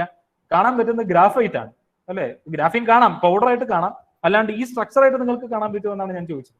ഈ ഗ്രാഫീന്റെ മുകളിൽ ഒരു DNA വന്നിരിക്കുകയാണെങ്കിൽ ആ DNAന്റെ ബേസിന്റെ ഓറിയന്റേഷൻ ഇങ്ങനെയായിരിക്കും, ഇവർ തമ്മിൽ ഇന്ററാക്ഷൻസ് ഇങ്ങനെയായിരിക്കും. ഇതൊക്കെ മനസ്സിലാക്കി തന്നത് ഈ പറയുന്ന കമ്പ്യൂട്ടേഷണൽ കെമിസ്ട്രിയാണ്. ഓക്കെ, ഇത് വേറൊരു പേപ്പറാണ്, ജേർണലിന്റെ പേര് ഫിസിക്കൽ കെമിസ്ട്രി കെമിക്കൽ ഫിസിക്സ്. ഇവിടെ DNA സീക്വൻസിങ് തന്നെ ഗ്രാഫീൻ വെച്ചിട്ട് ചെയ്തിരിക്കുകയാണ്. അപ്പൊ ഒരു ഗ്രാഫീന്റെ ചുറ്റും ഒരു തുളയുണ്ടാക്കിയിട്ട് അതിൽ കൂടെ DNA പാസ് ചെയ്യാണ്. അപ്പൊ DNA പാസ് ചെയ്യുമ്പോൾ ഫ്രം ദ എബവ് പേപ്പർ, വേറൊരു പേപ്പറിൽ തന്നെ ഗ്രാഫീൻ, അഡിനീൻ, ഗ്വാനീൻ, തൈമീൻ, സൈറ്റോസിൻ, യൂറാസിഡ് ഈ 5 ബേസിസുമായിട്ടുള്ള ഇന്ററാക്ഷൻ നടത്തുമ്പോൾ അവർ നടത്തുന്ന ഇന്ററാക്ഷൻസ് ഡിഫറെന്റ് ആണ്. ആ ഇന്ററാക്ഷൻസ് ഡിഫറെന്റ് ആയതുകൊണ്ട് ഒരു ഇലക്ട്രോൺ ട്രാൻസ്ഫർ ഇവർ തമ്മിൽ നടക്കും. Since the interaction is different, the electron transfer is different. Since the electron transfer is different, if you connect cell to this, ഒരു ബാറ്ററി വല്ലതും കളക്ട് ചെയ്യുകയാണെങ്കിൽ അതിൽ നിന്ന് ജനറേറ്റ് ചെയ്യാൻ പറ്റുന്ന ഒരു കറണ്ട് ഡിഫറെന്റ് ആയിരിക്കും, ബിക്കോസ് ഡിഫറെന്റ് ഇന്ററാക്ഷൻ. അപ്പൊ DNA ഇതിൽ കൂടെ പാസ് ചെയ്യുമ്പോൾ ആദ്യം അഡിനീനാണ് പാസ് ചെയ്യുന്നതെങ്കിൽ അഡിനിൽ നിന്ന് കിട്ടുന്ന ഒരു കറണ്ട് വേറെ ആയിരിക്കും. അത് കഴിഞ്ഞിട്ട് ഗ്വാനീനാണ് പാസ് ചെയ്യുന്നതെങ്കിൽ ഗ്വാനീനിൽ നിന്ന് കിട്ടുന്ന കറണ്ട് വേറെ ആയിരിക്കും. പിന്നെ തൈമീനാണ് പാസ് ചെയ്യുന്നതെങ്കിൽ തൈമീനിൽ നിന്ന് കിട്ടുന്ന കറണ്ട് വേറെ ആയിരിക്കും. അപ്പൊ കറണ്ട് നോക്കിക്കഴിഞ്ഞ് പാസ് ചെയ്യുന്ന ബേസ് ഏതാണെന്ന് കണ്ടുപിടിക്കാൻ നമുക്ക് പറ്റും. അപ്പൊ ഇതൊന്നും എക്സ്പെരിമെന്റലി നമുക്ക് ചെയ്യാൻ പറ്റില്ല. അപ്പൊ ഒരു DNA സീക്വൻസ് തന്നു കഴിഞ്ഞാൽ നമുക്ക് ആ യഥാർത്ഥത്തിൽ ആ കറണ്ട് എങ്ങനെ പാസ് ചെയ്യുന്ന എക്സ്പെരിമെന്റ് ചെയ്യാൻ പറ്റില്ല. ഞാൻ ഉദ്ദേശിച്ചത് ഒറ്റയടിക്ക് ചെയ്യാൻ പറ്റില്ല എന്നുള്ള അർത്ഥത്തിലാണ്. DNA സീക്വൻസ് വന്നു കഴിഞ്ഞാൽ എങ്ങനെയാണ് ആ കറണ്ട് ചാർജ് ഡെൻസിറ്റിയിൽ വ്യത്യാസം വരുന്നത്, എങ്ങനെയാണ് കറണ്ട് ജനറേറ്റ് ചെയ്യാൻ പറ്റുന്നത് എല്ലാം നമുക്ക് DNA കൊണ്ട് വെരിഫൈ ചെയ്യാൻ പറ്റും. അപ്പൊ ഇതിന്റെ വേറൊരു ആപ്ലിക്കേഷനാണ്. മറ്റൊരു മോളിക്കുലർ ഡൈനാമിക്സ് ആപ്ലിക്കേഷൻ ആണ് liposome as carriers for photosensitising drugs. ഇത് ലിപ്പോസോം എന്ന് പറയുന്നത് basically it is a protein. അതിന്റെ അകത്ത് നമ്മൾ ഒരുപാട് ഡ്രഗ്സിനെ വെച്ചിട്ട് ഈ ഡ്രഗ് എങ്ങനെ ഒരു സിസ്റ്റത്തിന്റെ അകത്തേക്ക് ഡെലിവറി ചെയ്യും എന്ന് പറയുന്ന ഒരു മെത്തേഡാണ്. ഇത് എന്റെ പബ്ലിഷ്ഡ് ആയിട്ടൊരു പേപ്പറാണ്. ഹ്യൂമൻ മോണോക്ലോണൽ ആന്റിബോഡിയിൽ ഡെങ്കി വൈറസും നമ്മുടെ ഹ്യൂമൻ മോണോക്ലോണൽ ആന്റിബോഡിയും തമ്മിൽ എങ്ങനെ ഇന്ററാക്ട് ചെയ്യും എന്നുള്ളൊരു പേപ്പറാണ്. ഈ ഹ്യൂമൻ മോണോക്ലോണൽ ആന്റിബോഡി ഒരു MSc പ്രോജക്ട് കൊടുത്താണ്. അതിന്റെ പ്രത്യേക പ്രശ്നം എന്താണെന്ന് വെച്ച് കഴിഞ്ഞാൽ യു ഹാവ് 4 സ്റ്റീരിയോ സെന്റേഴ്സ്. ഈ സ്റ്റീരിയോ സെന്റേഴ്സിലെ ഏത് ഐസോമറാണ് നമ്മുടെ ഡെങ്കി വൈറസുമായിട്ട് റിയാക്ട് ചെയ്യുന്നു എന്നുള്ളതാണ് എൻ്റെ ഒരു സ്റ്റഡി. അപ്പോൾ പല സ്റ്റീരിയോ ഐസോമേഴ്സിന്റെ സ്ട്രക്ചർ ജനറേറ്റ് ചെയ്തിട്ട് ഞാൻ എന്ത് ചെയ്തു എന്ന് വെച്ച് കഴിഞ്ഞാൽ ഡെങ്കി വൈറസിന്റെ സ്ട്രക്ചറും ഈ പല ഐസോമേഴ്സിന്റെ സ്ട്രക്ചറും തമ്മിൽ ഒരു ഇന്ററാക്ഷൻ സ്റ്റഡി നടത്തിയിട്ട് ഏറ്റവും കൂടുതൽ ഇന്ററാക്ഷൻ ഏതാണെന്ന് കണ്ടുപിടിച്ച് റിപ്പോർട്ട് ചെയ്തു. ഇതാണ് നമ്മൾ കണ്ടുപിടിച്ചത്. അപ്പോൾ നമ്മുടെ ഡെങ്കി വൈറസിന്റെ സ്ട്രക്ചർ ആണ്. It has a cone shape structure. നമ്മുടെ സെല്ലിന്റെ അകത്തേക്ക് പോകുമ്പോൾ ഒരു പമ്പരം ചുറ്റുന്ന പോലെ പമ്പരത്തിന്റെ ടിപ്പ് സെല്ലിന്റെ അകത്തേക്ക് പിയേഴ്സ് ചെയ്യുന്ന പോലെയാണ് ഈ ഡെങ്കി വൈറസ് നിൽക്കുന്നത്. That you can see over here. അപ്പോൾ വാട്ടറിന്റെ പ്രസൻസിൽ you have an active site of this dengue virus. അതിന്റെ അകത്തേക്ക് ഞാൻ നേരത്തെ ഈ ഉള്ള ഡ്രഗ്സിൽ എന്റെ ഓർമ്മ ശരിയാണെങ്കിൽ ഇറ്റ് ഇസ് L21. ആ L21 ഇരിക്കുന്ന സ്ട്രക്ചർ ആണ് you can see over here. അപ്പൊ L21 കൃത്യമായിട്ട് ഇരിക്കുന്നു. ഒന്നും കൂടി സൂം ചെയ്ത് കഴിഞ്ഞാൽ this is an image. Software ഇപ്പോൾ സൂം ചെയ്ത് കഴിഞ്ഞാൽ ഏതൊക്കെ ഗ്രൂപ്പ്സ് തമ്മിൽ എങ്ങനെയൊക്കെ ഇന്ററാക്ഷൻസ് ഉണ്ട് എന്നുള്ളത് നമുക്ക് കൃത്യമായിട്ട് കാണാൻ പറ്റും. അതുപോലെ തന്നെ another publish paper is ethyl methacrylate polymer വെച്ച് കഴിഞ്ഞിട്ട് എങ്ങനെയാണ് ഡ്രഗ് ഡെലിവറി സിസ്റ്റം നടത്താൻ പറ്റുക. അന്നനോസിൻ എന്നുള്ള ഒരു ആന്റി ക്യാൻസർ ഡ്രഗ് ഈ പറയുന്ന അമിനോ ഈതൈൽ മെത്താക്രിലേറ്റ് പോളിമർ വെച്ചിട്ട് ഡ്രഗ് ഡെലിവറി സിസ്റ്റം കംപ്ലീറ്റ് ആയിട്ട് പഠിച്ചായിരുന്നു. And I used a molecular dynamic simulation. ഈ മോളിക്കുലർ ഡൈനാമിക് സിമുലേഷൻ ചെയ്യുമ്പോൾ first what I do is I load the drug in to the so-called methyl methacrylate polymer. ഈ methyl methacrylate polymer അകത്തേക്ക് drug lord ചെയ്തിട്ട് when you do a molecular dynamic simulation, pH change ചെയ്യാം, temperature change ചെയ്യാം, അങ്ങനെ ഒരുപാട് കാര്യങ്ങൾ change ചെയ്തിട്ട് apt കണ്ടീഷൻസിൽ ഏത് കണ്ടീഷൻസിലാണ് ഈ പറയുന്ന ഡ്രഗ് ഇതിന്റെ പുറത്ത് വരുന്നത് എന്നുള്ളത് നമുക്ക് മോണിറ്റർ ചെയ്യാൻ പറ്റി. So here U have the drug and this is the polymer. ആ പോളിമറിൽ നിന്ന് ഡ്രഗ് പുറത്തേക്ക് വരുന്ന ആ ഒരു ഇൻസ്റ്റൻസിലെ സ്ക്രീൻഷോട്ടാണ് ആ കൊടുത്തിരിക്കുന്നത്. So molecular dynamic simulation is actually used for finding out drug delivery system, monitoring drug delivery system. That is also a theoretical work, and this is the work which I presented in All India Science Conference. Graphene modify ചെയ്തു, boron വെച്ചിട്ടും aluminium വെച്ചിട്ടും ഗ്രാഫീനെ modify ചെയ്തിട്ട് ഈ പറയുന്ന adenine, guanine, thymine, സൈറ്റോസിന്റെ interaction studies നടത്തി. അതിൽ കണ്ടുപിടിക്കാൻ പറ്റുന്നത് വെറും ഗ്രാഫീനേക്കാളും ബോറോൺ സബ്സ്റ്റിറ്റ്യൂട്ടഡ് ഗ്രാഫീൻ പബ്ലിഷ് ചെയ്തിട്ടില്ല, ബട്ട് സ്റ്റിൽ വെറും ഗ്രാഫീനേക്കാളും boron substituted graphene is actually a better agent for finding out DNA sequencing. Interactions ഒന്നും കൂടി നല്ലതാണ് ബോറോൺ നമ്മൾ യൂസ് ചെയ്യുമ്പോൾ. കാരണം ബാക്കിയുള്ള അഡിനിൻ, ഗ്വാനിൻ, തൈമിൻ, സൈറ്റോസിൻസ് എല്ലാം ഇലക്ട്രോൺ ഡോണേഴ്സും boron being an electron accept that is actually being used over here. അപ്പോൾ ഇവർ തമ്മിൽ ഇന്ററാക്ഷൻസ് കുറച്ചും കൂടി നല്ലതും ഇലക്ട്രോൺ ഡിസ്ട്രിബ്യൂഷൻ കുറച്ചും കൂടി നല്ലതാണ്. കുറച്ചും കൂടി കറന്റിന്റെ ഡിസ്ട്രിബ്യൂഷൻ ഭയങ്കര ചെറുത്. അതായത് കറന്റ് ഇപ്പോൾ അഡിനിന്റെ കറന്റും ഗ്വാനിന്റെ കറന്റും തമ്മിലുള്ള ഡിഫറൻസ് ഭയങ്കര കൂടുതലാണ്. അപ്പൊ ആ കറണ്ട് കണ്ടു കഴിഞ്ഞാൽ ആ റേഞ്ചിലുള്ള കറണ്ട് കിട്ടിക്കഴിഞ്ഞാൽ നമുക്ക് കൃത്യമായിട്ട് പ്രെഡിക്ട് ചെയ്യാൻ പറ്റും വാട്ട് ഇസ് ഹാപ്പനിങ്. ഈ ഡ്രഗ് ഡിസൈനിങ് ഇൻഡസ്ട്രിയിലാണ് ഞാൻ നേരത്തെ പറഞ്ഞ തിയററ്റിക്കൽ സ്റ്റഡീസിന്റെ ഏറ്റവും വലിയ ആപ്ലിക്കേഷൻസ് വരുന്നത്. എനിക്കറിയാം 4 മണിയായി ആൻഡ് സൂൺ. അപ്പൊ ഡ്രഗ് ഡിസൈനിങ് ഇൻഡസ്ട്രിയിൽ ഏറ്റവും വലിയ ആപ്ലിക്കേഷൻ എവിടെയാണ് വരുന്നതെന്ന് ചോദിച്ചു കഴിഞ്ഞാൽ it is in this part. Molecular modelling, in vitro screening, high throughput screening, അതുപോലെ വെർച്വൽ സ്ക്രീനിങ്. എന്ന് വെച്ച് കഴിഞ്ഞാൽ ഒരു കോമ്പിനറ്റോറിയൽ കെമിസ്ട്രി എന്ന് പറഞ്ഞൊരു ഫീൽഡ് ഉണ്ട്. അതായത് കോമ്പിനറ്റോറിയൽ കെമിസ്ട്രിയിൽ എയും ബിയും നമ്മൾ മിക്സ് ചെയ്ത് കഴിഞ്ഞാൽ ഓൾ പോസിബിൾ കോമ്പൗണ്ട്സ് ഉണ്ടാക്കിയെടുക്കും, A B and B A. Okay, ആ എ ബിയിലേക്കും ബി എയിലേക്കും നമ്മൾ സി ആഡ് ചെയ്ത് കഴിഞ്ഞാൽ A B C, B C A, C A B, ഇങ്ങനെ എല്ലാ കോമ്പിനേഷൻസും ഇവർ ഉണ്ടാക്കിയെടുക്കും. അങ്ങനെ ഒരുപാട് കോമ്പിനേഷൻസ് ഉണ്ടാക്കിയെടുക്കുന്നതിനെയാണ് നമ്മൾ കോമ്പിനറ്റോറിയൽ കെമിസ്ട്രി എന്ന് പറയുന്നത്. So from 2 starting compounds you make all possible medicines. To that you add the third compound, you make all the possible medicines. To add you add fourth compound, you make all the possible medicines within no time. ഒറ്റയടിക്ക് എല്ലാ കോമ്പിനേഷൻസും ഉണ്ടാക്കിയെടുക്കും. ഇതിനാണ് നമ്മൾ combinatorial chemistry എന്ന് പറയുന്നത്. അപ്പൊ നിങ്ങളൊന്ന് ആലോചിച്ച് നോക്കുക, നിങ്ങൾ കഴിക്കുന്ന മരുന്നിന്റെ സ്ട്രക്ചർ ഒക്കെ നിങ്ങൾ അടിച്ചു നോക്കുന്ന ശീലം ഉണ്ടെന്നാണെങ്കിൽ എത്ര സ്റ്റീരിയോ സെന്റേഴ്സ് കാണും? ചിലപ്പോൾ അത് ഓർത്തോ ആയിരിക്കും, മെറ്റി ആയിരിക്കും, പാര ആയിരിക്കും. ഇതിൽ ഏതാണ് ഓർത്തോ, ഏതാണ് മെറ്റ, ഏതാണ് പാരാന്ന് ഇവരെങ്ങനെ കണ്ടുപിടിച്ചു? അത് കണ്ടുപിടിക്കാനൊക്കെ നമുക്ക് കമ്പ്യൂട്ടേഷണൽ കെമിസ്ട്രി അല്ലെങ്കിൽ തിയറിറ്റിക്കൽ ബാക്കപ്പ് നമുക്ക് യൂസ് ചെയ്യാൻ എന്നുള്ളതാണ്. ഡ്രഗ് ഇൻഡസ്ട്രിയിലാണ് ഏറ്റവും കൂടുതൽ ഇതിന്റെ ആപ്ലിക്കേഷൻ വരുന്നത്. ഇവിടെ ചെയ്യുന്നത് എന്താന്ന് വെച്ച് കഴിഞ്ഞാൽ I will go for receptor based drug design. ഇവിടെ ചെയ്യുന്നത് എന്താന്ന് വെച്ച് കഴിഞ്ഞാൽ ഈ ഇൻഫെക്ഷ്യസ് ആയിട്ടുള്ള പ്രോട്ടീൻസിനെ, ഇൻഫെക്ഷ്യസ് ആയിട്ടുള്ള DNA-നെ, RNA-നെ ഈ പറയുന്ന ഇവര് എന്താ പറയാ XRD ടെക്നീക്ക് വെച്ചിട്ട് അതിന്റെ സ്ട്രക്ചർ ആദ്യം കണ്ടുപിടിക്കും. ഈ ബയോളജിക്കൽ സിസ്റ്റത്തിന്റെ പ്രത്യേകത എന്താ? മെയിൻ പ്രത്യേകത എന്ന് പറയുന്നത് it is the structure activity relationship. അപ്പൊ ഇതിന്റെ ആക്ടിവിറ്റിക്ക് കാരണം ഇതിന്റെ സ്ട്രക്ചറാണ്. അപ്പൊ ഇത് ഒരു പ്രോട്ടീൻ ആണെന്ന് നിങ്ങൾ അസ്യൂം ചെയ്യും. ഈ പ്രോട്ടീന്റെ അകത്ത് കയറി ഇരിക്കുന്ന രീതിയിലുള്ള ഒരു ഡ്രഗ് കൊടുത്തു കഴിഞ്ഞാൽ മാത്രമേ ആ പ്രോട്ടീനെ കൊണ്ട് നമുക്ക് പ്രോട്ടീന്റെ വർക്കിംഗ് സ്റ്റോപ്പ് ചെയ്യാൻ പറ്റുള്ളൂ. പറഞ്ഞു മനസ്സിലായില്ലേ? അപ്പോ ഈ സ്ട്രക്ചർ ഇങ്ങനെയാണെന്ന് അറിയാതെ ഒരുപാട് ഡ്രഗ്സ് വെറുതെ ഉണ്ടാക്കിയെടുത്തിട്ട് എന്തെങ്കിലും കാര്യമുണ്ടോ? ഇല്ല. ഒരുപാട് ഡ്രഗ്സ് വെറുതെ ഉണ്ടാക്കിയെടുക്കാം, അതിൽ ഒരെണ്ണം വർക്ക് ചെയ്യും, ബാക്കിയുള്ള കാര്യങ്ങളൊക്കെ നമ്മൾ എടുത്ത് കളയേണ്ടി വരും. അങ്ങനെ എന്തുമാത്രം പൈസ നഷ്ടം, എന്തുമാത്രം സമയം നഷ്ടം, എന്തുമാത്രം pollution environment. So if you have the direct structure of the protein and if you know how this active site is working, why not look at the active site and design the drug accordingly. അപ്പൊ ഈ active site ഇങ്ങനെയാണെന്ന് കണ്ടുപിടിച്ചു കഴിഞ്ഞാൽ നമുക്ക് ഈ active സൈറ്റിന്റെ orientation അനുസരിച്ച്, ഇപ്പൊ for example ortho, Meta, പാര, ഇതിൽ ഏതാണ് ഇതിൽ കൂടുതൽ നാവിഗേറ്റ് ചെയ്ത് പോകുക എന്ന് പറയുമ്പോൾ ഒറ്റ ശ്വാസത്തിൽ നമുക്ക് പറയാം പാരയെ പോവുള്ളൂ. ഓർത്തയും നെറ്റിയും ഉണ്ട് എന്നാണെങ്കിൽ ഈ ഓപ്പണിംഗ് കൂടെ ഇവർ കടന്നു പോവില്ല. ഞാൻ സിമ്പിൾ ആയിട്ട് പറഞ്ഞാണ്, അങ്ങനെയൊന്നും അല്ല യഥാർത്ഥത്തിൽ നടക്കുന്നത്. അത് ഈ സ്ട്രക്ചർ കണ്ടാൽ തന്നെ നമുക്ക് പ്രെഡിക്ട് ചെയ്യാൻ പറ്റും എന്ന് പറയുന്ന പോലെ once you know the structure of the target, once you know the structure of the corona virus, once you അങ്ങനെയാണ് ചെയ്യുന്നത്. Once you know the structure you will be capable of formulating drug design, drug which is actually fit into this. അപ്പൊ ഇങ്ങനെ fit ചെയ്യാൻ പറ്റുന്ന ഒരുപാട് possibilities ഉണ്ടാക്കി ആ പോസിബിലിറ്റീസിൽ നിന്ന് നമ്മൾ സ്ക്രീൻ ചെയ്ത് ഒരു 5 or 10 കോമ്പൗണ്ട് നമ്മൾ സിന്തസൈസ് ചെയ്യും. അപ്പോൾ 50,000 കോമ്പൗണ്ട് സിന്തസൈസ് ചെയ്യേണ്ട സ്ഥലത്ത് you are using theory to synthesise the 10 compounds which act effectively which is predicted by theory. അതാണ് ഇതിന്റെ ആപ്ലിക്കേഷൻ. അടുത്ത ആപ്ലിക്കേഷൻ ക്വാണ്ടം മെക്കാനിക്സിന്റെ വരുന്നത് നമ്മുടെ നേച്ചറിൽ തന്നെയാണ്. ക്വാണ്ടം ബയോളജിയിൽ ഇതിന്റെ ആപ്ലിക്കേഷൻസ് ഉണ്ട്. പല ടോക്സിലും ഞാൻ ഇത് പറഞ്ഞിട്ടുണ്ട്. കാരണം ബയോളജിയിൽ ആപ്ലിക്കേഷൻ എന്താണെന്ന് വെച്ച് കഴിഞ്ഞാൽ വൺ ഇസ് ടണലിംഗ് എഫക്ട്. നിങ്ങൾക്കറിയാം tunnelling effect. May be 5 minutes I will finish of. Continue ചെയ്യാലോ അല്ലേ? Tunnelling effect. Yes sir you can continue. Fine. അപ്പോൾ ടണലിംഗ് എഫക്ട് നിങ്ങൾക്ക് എന്താണെന്ന് അറിയാം. ഒരു ക്ലാസിക്കൽ മെക്കാനിക്കൽ പാർട്ടിക്കിളിന് നേരെ മുകളിൽ കൂടെ പോയിട്ട് വരണം. But according to tunnelling effect ആ ഒരു ബാരിയർ ബ്രേക്ക് ചെയ്ത് it will move like this. Quantum മെക്കാനിക്സിൽ ആൾക്കാർക്ക് ഒരിക്കലും മനസ്സിലാക്കാൻ പറ്റാത്ത ഒരു എഫക്റ്റ് ആണ് ടണലിംഗ് എഫക്ട്. ഈ ടണലിംഗ് എഫക്റ്റിന്റെ എക്സാമ്പിൾ ആണിത്. ഇലക്ട്രോൺ പാർട്ടിക്കിൾ ആയിരുന്നെങ്കിൽ ഒരുപക്ഷെ ഈ ഇലക്ട്രിക് ഫീൽഡ് അല്ലെങ്കിൽ പൊട്ടൻഷ്യൽ ബാരിയർ ഓവർകം ചെയ്യില്ലായിരുന്നു. പക്ഷെ ഇലക്ട്രോൺ വേവ് ആയതുകൊണ്ട് it is capable of overcoming. Tunnelling effect വെറുതെ ആണോ എന്ന് ചോദിച്ചു കഴിഞ്ഞാൽ ഈ ടണലിംഗ് എഫക്ട് ഉണ്ടാക്കിയത് തന്നെ പ്രകൃതിയിലെ പല ഫിനോമിനൻ എക്സ്പ്ലെയിൻ ചെയ്യാൻ വേണ്ടിയിട്ടാണ്. That is purely chemistry. ഒരു ഫിനോമിനൻ, അതിന്റെ application STM, scanning tunnelling microscopy എന്ന് പറഞ്ഞ് നമ്മുടെ മോളിക്യൂൾസിന്റെ സർഫസ് നമ്മൾ നോക്കാൻ വേണ്ടിയിട്ട് യൂസ് ചെയ്യുന്ന മൈക്രോസ്കോപ്പാണ് STM. അതിലേക്ക് പോകുന്നില്ല. പക്ഷെ പ്രകൃതിയുടെ പ്രതിഭാസങ്ങളിലേക്ക് പോവുകയാണെങ്കിൽ അമോണിയയുടെ ഇൻവേർഷൻ ഓഫ് അമോണിയ എങ്ങനെ ഇൻവേർട്ടർ ആകുന്നു എന്നുള്ളത് നമുക്ക് മനസ്സിലാക്കുന്നത് അല്ലെങ്കിൽ അത് എക്സ്പ്ലെയിൻ ചെയ്യുന്നത് due to tunnelling effect. Inverter ആകുമ്പോൾ ഇതിന്റെ സ്ട്രക്ചർ ഇങ്ങനെയാണ്, ഇൻവേർട്ടർ ആകുന്നതിന് മുമ്പ് ഇതിന്റെ സ്ട്രക്ചർ ഇങ്ങനെയായിരുന്നു, അതിനുശേഷം ഇതിന്റെ സ്ട്രക്ചർ ഇങ്ങനെയാണ്, ഇതിന്റെ എനർജി ഇങ്ങനെയാണ്, it is going through this transition state. ഇതൊക്കെ നമുക്ക് പറഞ്ഞു തന്നത് ടണലിംഗ് എഫക്റ്റും തിയററ്റിക്കൽ ആപ്ലിക്കേഷനുമാണ്. അതുപോലെ തന്നെ ആൽഫ റേ ഡീകേ. ഒരു ആൽഫ റേക്ക് ഒരു പാരന്റിൽ നിന്ന് പുറത്തേക്ക് വരണം എന്നാണെങ്കിൽ it should overcome so many energy barrier. വെറുതെ ഈ പാരന്റ് പൊട്ടിത്തെറിച്ച് ആൽഫ റേ പുറത്തേക്കൊന്നും വരില്ല. നമ്മൾ ഈ റേഡിയോ ആക്ടിവിറ്റിയിൽ പഠിച്ചതുപോലെ ഫിഷൻ അത്ര എളുപ്പത്തിലൊന്നും നടക്കില്ല.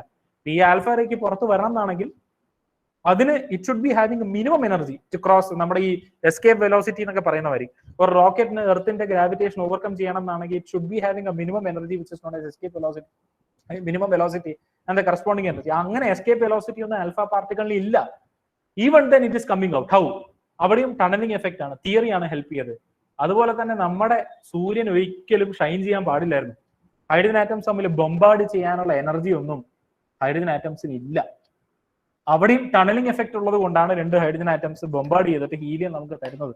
അവിടെയും നമ്മുടെ തിയറിയാണ്, തിയറി കൊണ്ടാണ് നമ്മൾ എന്തുകൊണ്ട് സൺ ബേൺ ചെയ്യുന്നു എന്നുള്ളത് നമ്മൾ എക്സ്പ്ലെയിൻ ചെയ്യുന്നത്. അതുപോലെ universe can form from nothing. ആദ്യം എന്തായിരുന്നു, ആദ്യമേ ഇതൊക്കെ ഉണ്ടായിരുന്നു എന്നുള്ള വാദിക്കുന്ന ആൾക്കാരോടുള്ള ഉത്തരമാണ് ഇത്. ഒരു മോളിക്കുലർ ഡൈനാമിക് സിമുലേഷൻ ആണ്. നിങ്ങൾ ഞാൻ നേരത്തെ കാണിച്ച so called water what you say pentane അവർ തമ്മിലുള്ള ഇന്ററാക്ഷൻസ് പഠിക്കാൻ വേണ്ടി ഒരു വീഡിയോ ഞാൻ കാണിച്ചായിരുന്നല്ലോ. ആ വീഡിയോ പോലെ തന്നെ this is a video which is showing some quantum fluctuations in empty space. Empty space is not actually empty. You have so many dark energy and dark matter particles within that empty space, and that dark energy and dark matter particles are responsible for the visual universe which is being over here. അപ്പോൾ universe എങ്ങനെ form ചെയ്തു എന്ന് പറഞ്ഞു തരാൻ നമ്മുടെ quantum മെക്കാനിക്സും നമ്മുടെ theoretical കാൽക്കുലേഷൻസും ആണ് ഏറ്റവും കൂടുതൽ ഹെൽപ്പ് ആവുന്നത്. ക്വാണ്ടം ബയോളജിയിൽ ഫോട്ടോസിന്തസിസിനും നമ്മൾ കാൽക്കുലേറ്റ് ചെയ്യുന്ന വെലോസിറ്റി അല്ല യഥാർത്ഥത്തിൽ ഫോട്ടോസിന്തസിസിൽ നമ്മൾ എക്സ്പെരിമെന്റിൽ നമുക്ക് കിട്ടുന്നത്. നമ്മൾ എന്താ പറയാ, നമ്മൾ ഉദ്ദേശിക്കുന്ന വെലോസിറ്റി അല്ല എക്സ്പെരിമെന്റിൽ കിട്ടുന്നത്. ഇതൊക്കെ പാർട്ടികൾ ആയിരുന്നെങ്കിൽ കുറച്ചും കൂടി സ്ലോ ആയിട്ട് ഈ റിയാക്ഷൻ നടക്കുള്ളൂ. But the reaction is actually taking place very fast. That is also explained using so called quantum biology. അതിനെയാണ് നമ്മൾ ക്വാണ്ടം സൂപ്പർ പൊസിഷൻ എന്ന് പറയുന്നത്. അതുപോലെ DNA എക്സ്ചേഞ്ച്, ഇപ്പൊ നമ്മൾ അഡിനീൻ ഗ്വാനിൻ തൈമീൻ സൈറ്റോസിൻ നോക്കുകയാണെങ്കിൽ ഒരു H+ അങ്ങോട്ടും ഇങ്ങോട്ടും എക്സ്ചേഞ്ച് ചെയ്യാനുള്ള ഹൈഡ്രജൻ ബോണ്ടിങ് നിങ്ങൾ പഠിച്ചിട്ടുണ്ടല്ലോ. ATGC പെയറിൽ we have 3 and 2 hydrogen bonding. That hydrogen bonding is stabilising the DNA എന്നൊക്കെ നമ്മൾ പഠിച്ചിട്ടുണ്ട്. അപ്പൊ സ്റ്റെബിലൈസ് ചെയ്യുമ്പോഴും the shuttling of this hydrogen between nitrogen and oxygen, that is actually also explained using the so-called quantum mechanical tunneling. ഈ hydrogen ഒരിക്കലും ഈ ഓക്സിജന്റെ അടുത്തേക്ക് പോകാൻ പാടില്ല. നമ്മൾ ഒരു അച്ഛനെയും അമ്മേനെയും പോലെയല്ല ഒരു കുട്ടി ഇരിക്കുന്നത്, അല്ലെ? ഏകദേശം കുറെ ഫീച്ചേഴ്സ് കാണും, പക്ഷെ ആ ഫീച്ചേഴ്സ് കംപ്ലീറ്റ് ആവില്ല. അതിന് കാരണം എന്താണെന്ന് ചോദിച്ചു കഴിഞ്ഞാൽ ഇറ്റ് ഇസ് മ്യൂട്ടേഷൻ എന്ന് പറയും. ചെറിയ ജനറ്റിക് ചേഞ്ചസ്, ജീൻ കോപ്പി ചെയ്യുമ്പോൾ വരുമ്പോഴുള്ള ചേഞ്ചസ്. ആ മ്യൂട്ടേഷൻ ഒരു കാരണം ഈ പറയുന്ന ഹൈഡ്രജൻ എക്സ്ചേഞ്ച് ആണ്. അതായത് ഒരു ജീൻ എന്ന് പറഞ്ഞാൽ എന്താ? Actually it's actually a pair of a sequence of your DNA. ആ ഡിഎൻഎയുടെ സീക്വൻസിൽ 80 പെയർ ഉണ്ടെന്ന് കരുതും. ആ ഇൻഫർമേഷൻ കോപ്പി ചെയ്യുന്ന സമയത്ത് ഈ ഹൈഡ്രജൻ നൈട്രജന് പകരം ഈ ഓക്സിജന്റെ അവിടെയും, ഈ ഹൈഡ്രജൻ ഈ നൈട്രജന് പകരം ഈ നൈട്രജന്റെ ഇവിടെയും നിൽക്കുകയാണെങ്കിൽ കോപ്പി ചെയ്യുന്ന ഇൻഫർമേഷൻ മാറിയില്ലേ? ഇത് രണ്ടും 80 പെയറിന്റെ സ്ട്രക്ചർ തന്നെയാണ്. ഒറ്റ വ്യത്യാസമേ ഉള്ളൂ, ഹൈഡ്രജന്റെ പൊസിഷൻസ് ഞാൻ അങ്ങോട്ടും ഇങ്ങോട്ടും മാറ്റി. ഹൈഡ്രജന്റെ പൊസിഷൻസ് അങ്ങോട്ടും ഇങ്ങോട്ടും മാറ്റി കഴിഞ്ഞാലും പ്രശ്നമൊന്നുമില്ല, because the system is stable. അപ്പൊ ഈ ഹൈഡ്രജൻ എവിടെ നിൽക്കുമ്പോഴാണ് ഒരു ഇൻഫോർമേഷൻ കോപ്പീഡ് ആകുന്നത് എന്നതിനനുസരിച്ചായിരിക്കും ആ ഇൻഫോർമേഷൻ കൊണ്ടൊരു പ്രോട്ടീൻ പ്രോസസ് ചെയ്യുന്നത്. അപ്പോൾ ഉണ്ടാകുന്നപ്പോ എന്റെയും എന്റെ വൈഫിനും ഞങ്ങൾക്ക് ഉണ്ടാകാൻ പോകുന്ന ഒരു കുട്ടിയുടെ പ്രോപ്പർട്ടി എന്റെയോ എന്റെ വൈഫിന്റെയോ ആയിരിക്കണം നിർബന്ധമില്ല. കാരണം അത് കോപ്പി ചെയ്യുന്ന സമയത്ത് if this tunnelling has taking place at that particular moment of coping, അപ്പൊ സംഭവിച്ചിരിക്കുന്ന ഒരു റോങ് ഇൻഫോർമേഷൻ ആണ് പോകുന്നത്. എന്റെ കണ്ണ് കുറച്ച് ബ്രൗൺ ആണ്, വൈഫിന്റെ കണ്ണ് ബ്ലാക്ക് ആണ്. അപ്പൊ ഞങ്ങൾ രണ്ടുപേരും ഏതെങ്കിലും കണ്ണ് കിട്ടുന്നതിന് പകരം വേറെ ഏതെങ്കിലും കളറായിട്ടായിരിക്കും കിട്ടുന്നത്, because of this quantum mechanical tunnelling. അതുപോലെ നമ്മുടെ ഐസൈറ്റ്, അതുപോലെ ഈ പറയുന്ന എൻസൈമാറ്റിക് ആക്ടിവിറ്റി, ഇതിലെല്ലാത്തിലും ക്വാണ്ടം മെക്കാനിക്സ് ഉണ്ട്. അതുപോലെ ഈ ആമ കടൽ നോക്കി സഞ്ചരിക്കും, ഈ ചില പക്ഷികളൊക്കെ മൈഗ്രേറ്റ് ചെയ്യുമല്ലോ, ആ മൈഗ്രേഷൻ വരെ ക്വാണ്ടം മെക്കാനിക്സ് വെച്ചിട്ട് ആൾക്കാർ എക്സ്പ്ലെയിൻ ചെയ്തിട്ടുണ്ട്. That is basically because of ഈ ബേർഡിന്റെ ഐയിൽ you have something which is known as cry proteins. ഈ പ്രോട്ടീൻസ് രണ്ടെണ്ണം എക്സൈറ്റഡ് ആയി കഴിഞ്ഞിട്ട് these 2 electrons are something which is known as entangled. Entangled എന്ന് പറഞ്ഞു കഴിഞ്ഞാൽ ഇപ്പൊ നിങ്ങൾ സ്കൂളിലൊക്കെ പഠിക്കുമ്പോൾ ഈ പെൺപിള്ളേരുടെ ഡാൻസ് കണ്ടു കാണും. ഡാൻസ് ഇൻ ദ സെൻസ് രണ്ട് പെൺപിള്ളേരുടെ ഡാൻസ് ഒരു ടീമായിട്ട് ഡാൻസ് കളിക്കാൻ പറ്റുള്ളൂ, നടുക്ക് ഒരു ബാരിയർ വെക്കും. എന്നിട്ട് ഒരു പെൺകുട്ടി ഡാൻസ് കളിക്കുന്ന പോലെ തന്നെ അതേ ആക്ഷൻസ് തന്നെയായിരിക്കും മറ്റേ കുട്ടി കാണിക്കുന്നത്. ഇവർ തമ്മിൽ പരസ്പരം കാണൂല. എന്നിട്ട് ഏറ്റവും നന്നായിട്ട് ഒരുപോലെ ഡാൻസ് കളിക്കുന്ന ടീമിന് മാർക്ക് കിട്ടും. അപ്പൊ ഒരു പെൺകുട്ടി ഇങ്ങനെ കൈ മാറ്റിക്കഴിഞ്ഞാൽ മറ്റേ പെൺകുട്ടി ഇങ്ങനെ കൈ മാറ്റിക്കഴിഞ്ഞാൽ മാത്രമേ മാർക്ക് കിട്ടുള്ളൂ. അപ്പൊ ഇവർ തമ്മിലൊരു സിങ്ക്രണൈസേഷൻ ഉണ്ടെന്ന് പറയുന്നതാണ്. ലൈറ്റ് വന്ന് ഈ ബേർഡിന്റെ കണ്ണിൽ വീഴുമ്പോൾ ഓരോ കണ്ണിൽ നിന്നും ഓരോ ഇലക്ട്രോൺ പുറത്തേക്ക് വരും. പുറത്തേക്ക് വരും in the sense it gets excited. ഈ എക്സൈറ്റഡ് ആകുന്ന ഇലക്ട്രോൺസ് തമ്മിൽ എപ്പോഴും ഇന്ററാക്ട് ചെയ്യും. And that electron will interact with the magnetic field. Magnetic ഫീൽഡുമായിട്ട് ഇന്ററാക്ട് ചെയ്യുമ്പോൾ ഒരു ഇലക്ട്രോണിന്റെ പൊസിഷൻ മാറിക്കഴിഞ്ഞാൽ മറ്റേ ഇലക്ട്രോണിന്റെ പൊസിഷൻ ഓട്ടോമാറ്റിക്കലി മാറും. ഈ ഓട്ടോമാറ്റിക്കലി പൊസിഷൻ മാറുമ്പോൾ സംഭവിക്കുന്നത് എന്താണെന്ന് വെച്ച് കഴിഞ്ഞാൽ the bird will shift its head according to Earth's magnetic field and it will start migrating. അപ്പോൾ എർത്തിന്റെ മാഗ്നറ്റിക് ഫീൽഡിനെ ബേസ് ചെയ്തിട്ടാണ് പല മൈഗ്രേറ്ററി ബേർഡ്സും, പ്രത്യേകിച്ച് വേടന്താങ്കൾ ഇതൊക്കെ സീസണൽ മൈഗ്രേറ്ററി ബേർഡ്സ് മൈഗ്രേറ്റ് ചെയ്ത് ആ പൊസിഷനിൽ തന്നെ വരാൻ കാരണം തന്നെ ഈ എർത്തിന്റെ മാഗ്നറ്റിക് ഫീൽഡ് ഒരു ഇന്ററാക്ഷൻ ആണ്. അതുപോലെ smell of sense of smell which is known as olfaction എന്ന് പറയും. നമുക്ക് രണ്ട് ടോട്ടലി ഡിഫറെന്റ് സ്ട്രക്ചർസിൽ നിന്ന് ഒരേ മണം ചിലപ്പോൾ കിട്ടും. അമീൻ കോമ്പൗണ്ടിൽ നിന്നുള്ള മണം തന്നെ ചിലപ്പോൾ നമുക്ക് വേറൊരു സ്ഥലത്ത് നിന്ന് കിട്ടും. ചിലപ്പോൾ അതിലൊരു അമിനോ ഗ്രൂപ്പ് പോലും ഉണ്ടാവില്ല. പക്ഷെ ഇവർക്ക് രണ്ടുപേർക്കും ഒരേ മണം ഇങ്ങനെ കിട്ടി. നോർമലി നമ്മുടെ നാക്കിൽ, നമ്മുടെ മൂക്കിലൊക്കെ ഉള്ള റിസപ്റ്റേഴ്സ് ഹൈഡ്രജൻ ബോണ്ടിങ് വെച്ചിട്ടും അല്ലെങ്കിൽ വേറെ സെക്കൻഡറി ഫോഴ്സ് ഓഫ് അട്രാക്ഷൻ വെച്ചിട്ടാണ് ഈ പറയുന്ന സെൻസറി പെർസെപ്ഷൻസ് നമുക്ക് റിസീവ് ചെയ്യുന്നത്. സെൻസ്, മണത്തിന്റെ അങ്ങനെ ഒരുപാട് സെൻസ് നമുക്ക് കിട്ടാൻ കാരണം ഈ ഇന്ററാക്ഷൻസ് ആണെന്നാണ് വിചാരിച്ചുകൊണ്ടിരുന്നത്. പക്ഷെ ഇന്ററാക്ഷൻസ് മാത്രമല്ല, there is some theoretical quantum thing which is taking place within this എന്നും കൂടി നമുക്ക് മനസ്സിലാക്കണം. അപ്പോൾ ചുരുക്കത്തിൽ നമ്മൾ അറിയാണ്ടോ once you come to the world of theory, നമ്മൾ എക്സ്പെരിമെന്റ് ചെയ്യാണ്ട് ഇതുവരെ എക്സ്പെരിമെന്റ് പോലും നടക്കാത്ത, നമുക്ക് ഒരിക്കലും എക്സ്പെരിമെന്റ് ചെയ്ത് കണ്ടുപിടിക്കാൻ പറ്റാത്ത, ഇപ്പൊ ഫോർമേഷൻ ഓഫ് ദ യൂണിവേഴ്സ് എന്ന് പറയുമ്പോൾ ഇനി നമുക്ക് ബാക്കിലേക്ക് പോയി യൂണിവേഴ്സ് ഫോം ചെയ്യാനൊന്നും പറ്റില്ല. അങ്ങനെയുള്ള ലെവലിലേക്ക് വരെ the theory can actually help you. So always have a passion for theory, always love theory. ഇനി വരാൻ പോകുന്നത് തിയറിറ്റിക്കൽ ക്വാണ്ടം ടെക്നോളജി വെച്ചിട്ടുള്ള ക്യൂബിറ്റ് എന്ന് പറയുന്ന, ഇപ്പൊ നമ്മൾ ആദ്യം ബിറ്റിലേക്ക് വന്നു. നമ്മൾ ആദ്യം ഫ്ലോപ്പി ഡിസ്ക് ഒക്കെ യൂസ് ചെയ്യുമ്പോൾ എത്ര KB ഫ്ലോപ്പി ഡിസ്ക് ആയിരുന്നു?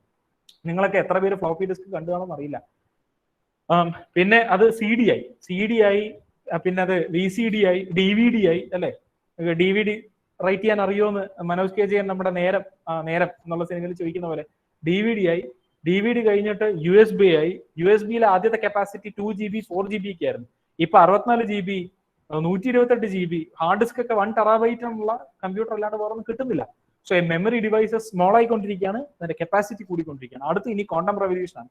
1010 എന്നുള്ള അതേ കൺസെപ്റ്റ് വെച്ചിട്ട് ക്യൂബിറ്റ് എന്ന് പറയുന്ന ഫണ്ടമെന്റൽ ഡിസ്ക് ആയിരിക്കും ഒരുപക്ഷെ may be within 10 to 15 years. എന്റെയൊക്കെ ഒരു സാഹിത്യാനത്തിൽ ഞാൻ കാണാൻ പോകുന്ന അങ്ങനെയുള്ള ടെക്നോളജി ആയിരിക്കും. ഇന്നത്തെ USB ഒക്കെ നാമാവിശേഷമാകും എന്ന് പറയാം. So theory is actually something which is ruling this world. And I once again thank the entire Department of Chemistry of SN College Nattika for giving me an opportunity to present something related to theory. And this is my channel. ആ ചാനലിൽ physics ഒന്നുമില്ല, chemistry ഒന്നുമില്ല, അങ്ങനെയൊന്നുമില്ല, science ആണ്.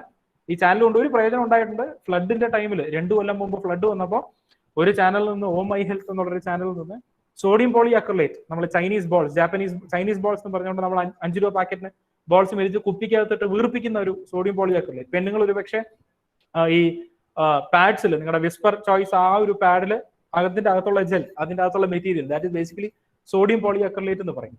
ആ sodium poly അക്രലേറ്റ് വെള്ളത്തിൽ ഇട്ട് കഴിഞ്ഞാൽ അത് വികസിക്കും. അപ്പൊ ആ പൊടി വീട്ടിന്റെ അകത്തിട്ട് മലിനജലം പുറത്തേക്ക് കളയാം എന്നുള്ളൊരു ആള് ഇട്ട് കഴിഞ്ഞപ്പോഴത്തേക്കും it is through this channel. അങ്ങനെ പാടില്ല, കാരണം അത് പുറത്തേക്ക് പോയി കഴിഞ്ഞാൽ it will cause environment problems ഒക്കെ വന്നിട്ട് ഇറിഗേഷൻ മിനിസ്റ്റർ അപ്രീഷിയേറ്റ് ചെയ്തായിരുന്നു ആ ഒരു വീഡിയോയ്ക്ക്. അങ്ങനെ ഒരുപാട് സോഷ്യൽ കമ്മിറ്റ്മെന്റും ഈ ചാനൽ കാരണം ഉണ്ടായിട്ടുണ്ടെന്ന് പറയാം.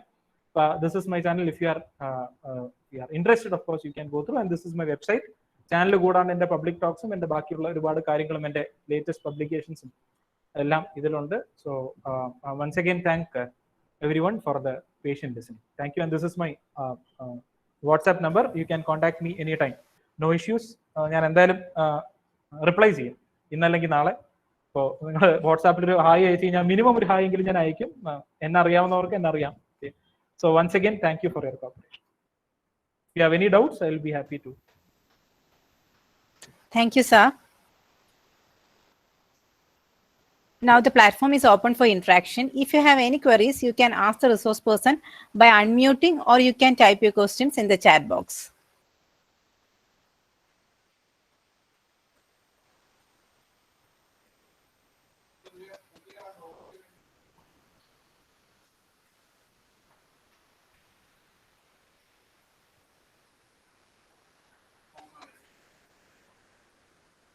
ആർക്കെങ്കിലും എന്തെങ്കിലും ചോദിക്കുന്നുണ്ടാണെങ്കിൽ better unmute rather than chatting.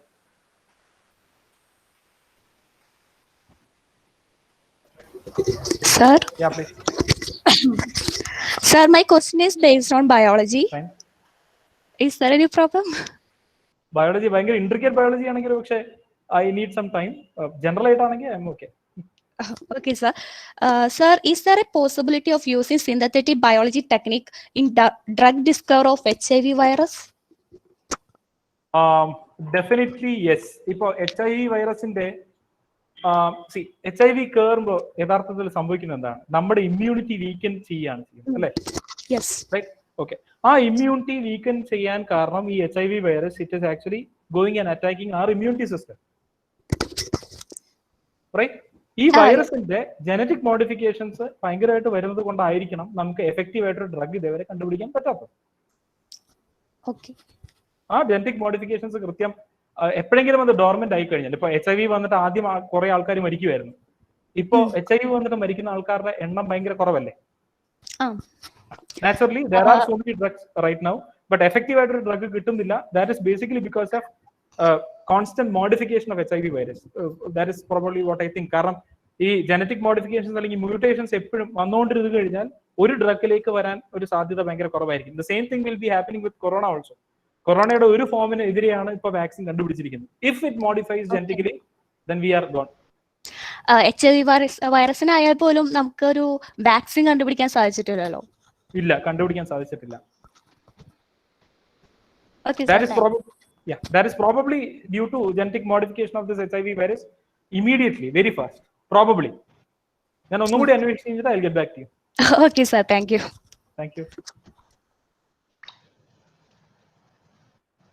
വേറെ എന്തെങ്കിലും ചോദ്യം?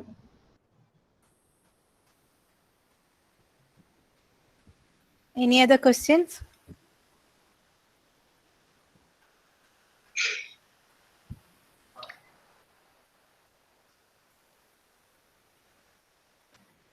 Sir, ഞാൻ HOD അജിത ടീച്ചറാ. എന്റെ ഒരു ആൻസൈറ്റി ഞാൻ ഷെയർ ചെയ്യണം സർ. പറയൂ.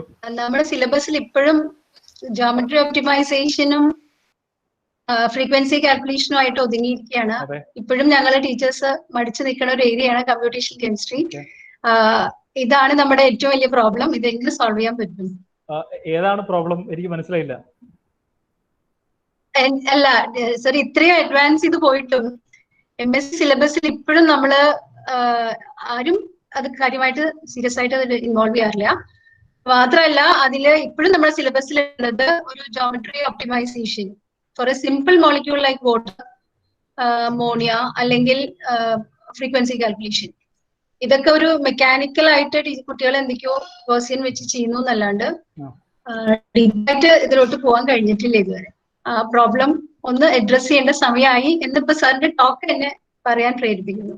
തീർച്ചയായിട്ടും. അത് കാരണം ഇപ്പൊ ആദ്യം ഇപ്പൊ MG യൂണിവേഴ്സിറ്റി ഈ സിലബസ് ഉണ്ടാക്കി കഴിഞ്ഞപ്പോഴത്തേക്കും I was there in the board. ഈ കമ്പ്യൂട്ടേഷൻ കെമിസ്ട്രി ഇൻട്രൊഡ്യൂസ് ചെയ്തപ്പോൾ ഞാൻ ആ ബോർഡിൽ ഉണ്ടായിരുന്നു. അപ്പൊ അന്ന് യൂസ് ചെയ്ത സോഫ്റ്റ്വെയർസ് അല്ല ഇന്ന് നമ്മൾ പ്രാക്ടിക്കൽസിന് യൂസ് ചെയ്യുന്നത്. അപ്പോൾ അന്ന് ഈ ഗ്യാമസ് ഒക്കെയാണ് യൂസ് ചെയ്തുകൊണ്ടിരുന്നത്. അതൊക്കെ ഔട്ട്ഡേറ്റഡ് ആയി. അപ്പോൾ നമ്മൾ ചെയ്യേണ്ടത് എന്താണെന്ന് വെച്ച് കഴിഞ്ഞാൽ ഇത് പഠിപ്പിക്കുന്ന ടീച്ചേഴ്സ് ഇതിന്റെ ഇപ്പൊ നിങ്ങൾക്ക് സിലബസ് സ്വന്തമായിട്ട് ഉണ്ടാക്കിയെടുക്കാൻ പറ്റില്ല, എനിക്കറിയാം, അതിന്റെ ബുദ്ധിമുട്ടാണ്. അപ്പോൾ നിങ്ങൾക്ക് ചെയ്യാൻ പറ്റുന്നത് ഇപ്പോഴത്തെ റീസെന്റ് സ്റ്റഡീസിൽ ലാബിൽ ചെയ്യാൻ പറ്റുന്ന കുറെ കാര്യങ്ങൾ. ഇപ്പൊ ഈ ഡ്രഗ് ഡിസൈനിങ്ങും ഞാൻ പറഞ്ഞ ആ ഒരു പേപ്പർ പബ്ലിഷ് ചെയ്ത കാര്യങ്ങളൊന്നും നമുക്ക് ഒരു 3 hours അല്ലെങ്കിൽ 6 hours എക്സാമിനേഷൻ നമുക്ക് ചെയ്തു കൊടുക്കാൻ പറ്റില്ല. പക്ഷെ എക്സ്ട്രാ അസൈൻമെന്റ് ആയിട്ട് പിള്ളേർക്ക് എന്തെങ്കിലും അങ്ങനത്തെ കുറച്ച് കാര്യങ്ങൾ ചെയ്തു കൊടുക്കാൻ പറ്റുകയാണെങ്കിൽ ദാറ്റ് വിൽ ബി ബെറ്റർ. അതിന് ഓൾറെഡി ഫ്രീ ആയിട്ട് ഒരുപാട് ഓൺലൈൻ സോഫ്റ്റ്വെയർസ് ഉണ്ട്. പക്ഷെ അതിനെക്കുറിച്ച് പറയണം എന്നാണെങ്കിൽ I will give you some details about that. Free ആയിട്ട് നമുക്ക് ക്വാണ്ടം കാൽക്കുലേഷൻസും മോളിക്കുലർ ഡൈനാമിക്സും ചെയ്യാൻ പറ്റുന്ന കുറച്ച് സോഫ്റ്റ്വെയർസ് ആണ്. ഒന്ന് ക്വാണ്ടം എക്സ്പ്രസോ എന്നുള്ളൊരു സോഫ്റ്റ്വെയർ ആണ്. വേറൊന്ന് ഇത് റെക്കോർഡ് ചെയ്യുന്നതുകൊണ്ട് ആ പേരുകളൊക്കെ നിങ്ങൾക്ക് റിട്രീവ് ചെയ്യാൻ പറ്റും നിങ്ങൾക്ക്. പിന്നെ എന്താ പറയുക, അവഗാഡ്രോ ഒരു സിമ്പിൾ സോഫ്റ്റ്വെയർ ആണ്. അത് പബ്ലിഷ് ചെയ്യാനൊന്നും പറ്റില്ല, പിള്ളേർക്ക് പ്രാക്ടീസ് ചെയ്യാൻ പറ്റും. പിന്നെയുള്ളത് ഗ്രോമാക്സ്, ലാംസ് മുതലായ സോഫ്റ്റ്വെയർസ് ഒക്കെയാണ്. പക്ഷെ ഈ സോഫ്റ്റ്വെയർസ് ഫേസ് ചെയ്യുന്ന ഒരു പ്രോബ്ലം എന്താണെന്ന് വെച്ച് കഴിഞ്ഞാൽ ഇതെല്ലാം ലിനക്സ് പ്ലാറ്റ്ഫോമിലാണ്. പിള്ളേരെല്ലാവർക്കും അറിയാവുന്നത് വിൻഡോസും. ലിനക്സ് പ്ലാറ്റ്ഫോം പഠിക്കുന്നത് ഭയങ്കര ബുദ്ധിമുട്ടാണ്. അവൈലബിൾ ആയിട്ടുള്ള വിൻഡോസിലുള്ള സോഫ്റ്റ്വെയർ എല്ലാം പൈസ കൊടുത്ത് മേടിക്കണം. ഇപ്പൊ ഞാനിപ്പോ ഇവിടെ ഗോഷ്യൻ കാണിച്ചു തരാമെന്നാ വിചാരിച്ചത്. പക്ഷെ ആ ഗോഷ്യന് നമ്മൾ മൈനർ പ്രോജക്ട് വെച്ച് കഴിഞ്ഞിട്ട് പൈസ കൊടുത്ത് മേടിച്ച ഗോഷ്യനാണ്, അല്ലാണ്ട് നമുക്കത് മേടിക്കാൻ പറ്റില്ല. അപ്പൊ ഈ ഒരു പ്രോബ്ലം എപ്പോഴും ഉള്ളത് കൊണ്ട് നിങ്ങളുടെ ആ ഒരു സിലബസ് അല്ലെങ്കിൽ ഇപ്പൊ സിലബസ് എന്തോ ആയിക്കോട്ടെ, പ്രാക്ടിക്കൽ സെഷന് ആവശ്യത്തിലുള്ള പ്രാക്ടിക്കൽസിന് മാത്രം ചെയ്യിപ്പിച്ചിട്ട് if you can give some extra assignment using this free softwares, അതിൽ ഏതെങ്കിലും ഒരു ടീച്ചർ എക്സ്ട്രാ ആയിട്ട് പഠിപ്പിച്ചിട്ട് പിള്ളേർക്ക് എക്സാം ഓറിയന്റഡ് ആയിട്ടല്ല, അല്ലാണ്ട് if you can give some extra classes, അത് നിങ്ങൾ തന്നെ ഇന്റേണൽ ആയിട്ട് അഡ്ജസ്റ്റ് ചെയ്ത് എന്തെങ്കിലും ചെയ്യാൻ പറ്റുകയാണെങ്കിൽ that will be really helpful. പിന്നെ അധികം പോകണ്ട, ഓൾറെഡി പബ്ലിഷ്ഡ് ആയിട്ടുള്ള പേപ്പേഴ്സ് തന്നെ റിപ്പീറ്റ് ചെയ്ത് ചെയ്യിപ്പിച്ചാൽ മതി പിള്ളേരെ കൊണ്ട്. അപ്പൊ they will get some kind of exposures of what is happening. അതാണ് ഒരു പോസിബിലിറ്റി. അല്ലാന്നാണെങ്കിൽ നിങ്ങൾ ഏത് യൂണിവേഴ്സിറ്റിയുടെ താഴെയാണോ ആ യൂണിവേഴ്സിറ്റി ആൾക്കാരെ അപ്രോച്ച് ചെയ്യുക, എങ്ങനെ മാറ്റുക. പക്ഷെ ഇത് മാറ്റുമ്പോഴുള്ള പ്രശ്നം വിത്തിൻ 6 hours നമുക്ക് എന്ത് ചെയ്ത് തീർക്കാൻ പറ്റും എന്നുള്ളതാണ്. ആ ഒരു പ്രോബ്ലം എപ്പോഴും ബാക്കി ഇരിപ്പുണ്ട്. ഇഫ് യു ആർ ടോക്കിംഗ് അപ്പോ യു ക്യാൻ. പിന്നെ കമ്പ്യൂട്ടേഴ്സിന്റെ ഒരു സൂപ്പർ കമ്പ്യൂട്ടേഴ്സ് വേണ്ടേ സർ? സാധാ സോഫ്റ്റ് കമ്പ്യൂട്ടേഴ്സ് വെച്ച് നമുക്ക് ചെയ്യാൻ പറ്റുമോ? നിർബന്ധമില്ല. ഇപ്പൊ ഓർഡിനറി കമ്പ്യൂട്ടേഴ്സിൽ ഇത് മോളിക്യൂൾസ് ഒക്കെ വർക്ക്ഔട്ട് ആവും. ഇപ്പൊ നമ്മളെ പിള്ളേരെ കൊണ്ട് ചെയ്യിപ്പിക്കുമ്പോഴത്തേക്കും ഡെങ്കി വൈറസ് ഒന്നും ചെയ്യിപ്പിക്കുന്നില്ലല്ലോ. ചെറിയൊരു വൈറസിന്റെ ഒരു ചെറിയൊരു പ്രോട്ടീൻ ഒരു 100 അല്ലെങ്കിൽ 150. പിന്നെ ഓൺലൈൻ പ്ലാറ്റ്ഫോംസും ഉണ്ട്. നിങ്ങളുടെ കമ്പ്യൂട്ടറിൽ വർക്ക് ചെയ്യേണ്ട, അതായത് ഓൺലൈനായിട്ട് നമ്മൾ വർക്ക് ചെയ്യുന്ന സാധനങ്ങൾ, അങ്ങനെയും വെബ്സൈറ്റ്സ് ഉണ്ട്. അപ്പൊ നമ്മുടെ ആവശ്യം അനുസരിച്ച് ഏത് വെബ്സൈറ്റ് ആണെന്നുള്ളത് നമ്മൾ കണ്ടുപിടിച്ച് അത് ചെയ്യിപ്പിക്കുക. അപ്പോൾ 1-2 ദിവസം കഴിഞ്ഞിട്ട് അവർ മെയിലിൽ റിപ്ലൈ ചെയ്യും, അതിന്റെ റിസൾട്ട് നമുക്ക് മെയിലിൽ തരും. സോ അങ്ങനത്തെ കുറെ കാര്യങ്ങൾ പോസിബിൾ. അപ്പൊ ഇത് ഒരു ഞാൻ പറഞ്ഞ പോലെ വീഡിയോ ഗെയിം പോലെയാണ്. നമുക്ക് കുറെ ഡേറ്റ ഇതിൽ നിന്ന് കിട്ടും. ഏത് ഡേറ്റ എന്ത് ആവശ്യത്തിന് എങ്ങനെ ഉപയോഗിക്കണം എന്നുള്ളത് നമ്മുടെ ബുദ്ധി പോലെ. അവിടെയാണ് ഇതിന്റെ ഒരു ചാലഞ്ച് കിടക്കുന്നത്. ആൾക്കാർ പറയുമ്പോൾ പറയും ഭയങ്കര എളുപ്പമാണ്, കമ്പ്യൂട്ടറിൽ രണ്ടെണ്ണം കൂട്ടി. അങ്ങനെയല്ല, ഇത് പേപ്പർ ആവില്ല. പോളിമർ ജസ്റ്റ് ഒന്ന് മിക്സ് ചെയ്തിട്ട് എന്തെങ്കിലും റിസൾട്ട് കിട്ടി പേപ്പർ ആക്കുന്ന പോലെ തിയററ്റിക്കൽ ചെയ്ത് കഴിഞ്ഞിട്ട് നമുക്ക് പേപ്പർ ആക്കാൻ പറ്റില്ല. ആൾക്കാരായ അംഗീകരിക്കില്ല. അതിന് സൗണ്ട് ആയിട്ടൊരു എക്സ്പ്ലനേഷൻ വേണം, എക്സ്പെരിമെന്റ് ആയിട്ടൊരു കോറിലേഷൻ വേണം. So it is difficult rather. വീട്ടിലിരുന്ന് ചെയ്യാമെന്നൊക്കെ ഞാൻ പറയുകയാണെങ്കിൽ അതിന്റെ കോറിലേക്ക് പോകുമ്പോഴത്തേക്കും ഇറ്റ്സ് ഹൈലി ഡിഫിക്കൽട്ട്. അപ്പോൾ ഓൾറെഡി എക്സിസ്റ്റിംഗ് ആയിട്ടുള്ള കാര്യം നമുക്ക് പിള്ളേർക്ക് എക്സസൈസ് ചെയ്ത് കൊടുക്കുക എന്നുള്ളതാണ് ആദ്യം എന്റെ മനസ്സിലേക്ക് വരുന്നൊരു കാര്യം. Thank you, sir. Any other questions?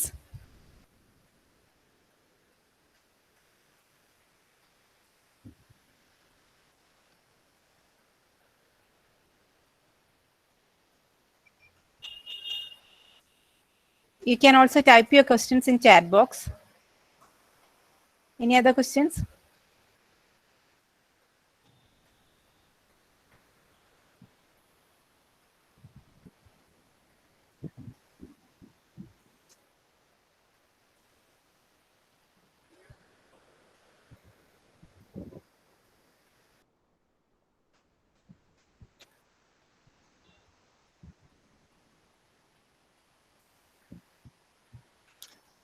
So I think now we can conclude, right? Definitely. Okay. So now I invite our HOD, Ajita ma'am, for delivering the vote of thanks. Good evening, all. Sir, you have taken us to an enchanting world of chemistry through a unique way of presentation. You started with chemistry in everyday life, and you have reached the highest level of chemistry, which every chemistry student should do. I'm sure blending of chemistry with computer is the only way to face today's challenges, especially in this COVID days. Thank you very much, sir, for refining our knowledge in computational chemistry. Thank you, Miss. I express my sincere thanks to Dr. Aravind.K for delivering the welcome speech. Dear participants, thank you for your patient listening. Jyoti, my colleague, he has taken sincere efforts to make this webinar a grand success. You have given us a very good resource person, which is very apt for this current situation. Thank you very much, Jyoti. Thank you once more, dear Aravind sir. We always very happy to associate with you in our future activities. Thank you all. Thank you very much. Okay. Thank you so much, sir. Thank you, ma'am. So participants, I have added the feedback form. So please fill the feedback form for your certificate. Thank you. So bye all. Thank you. Thank you, sir. Thank you.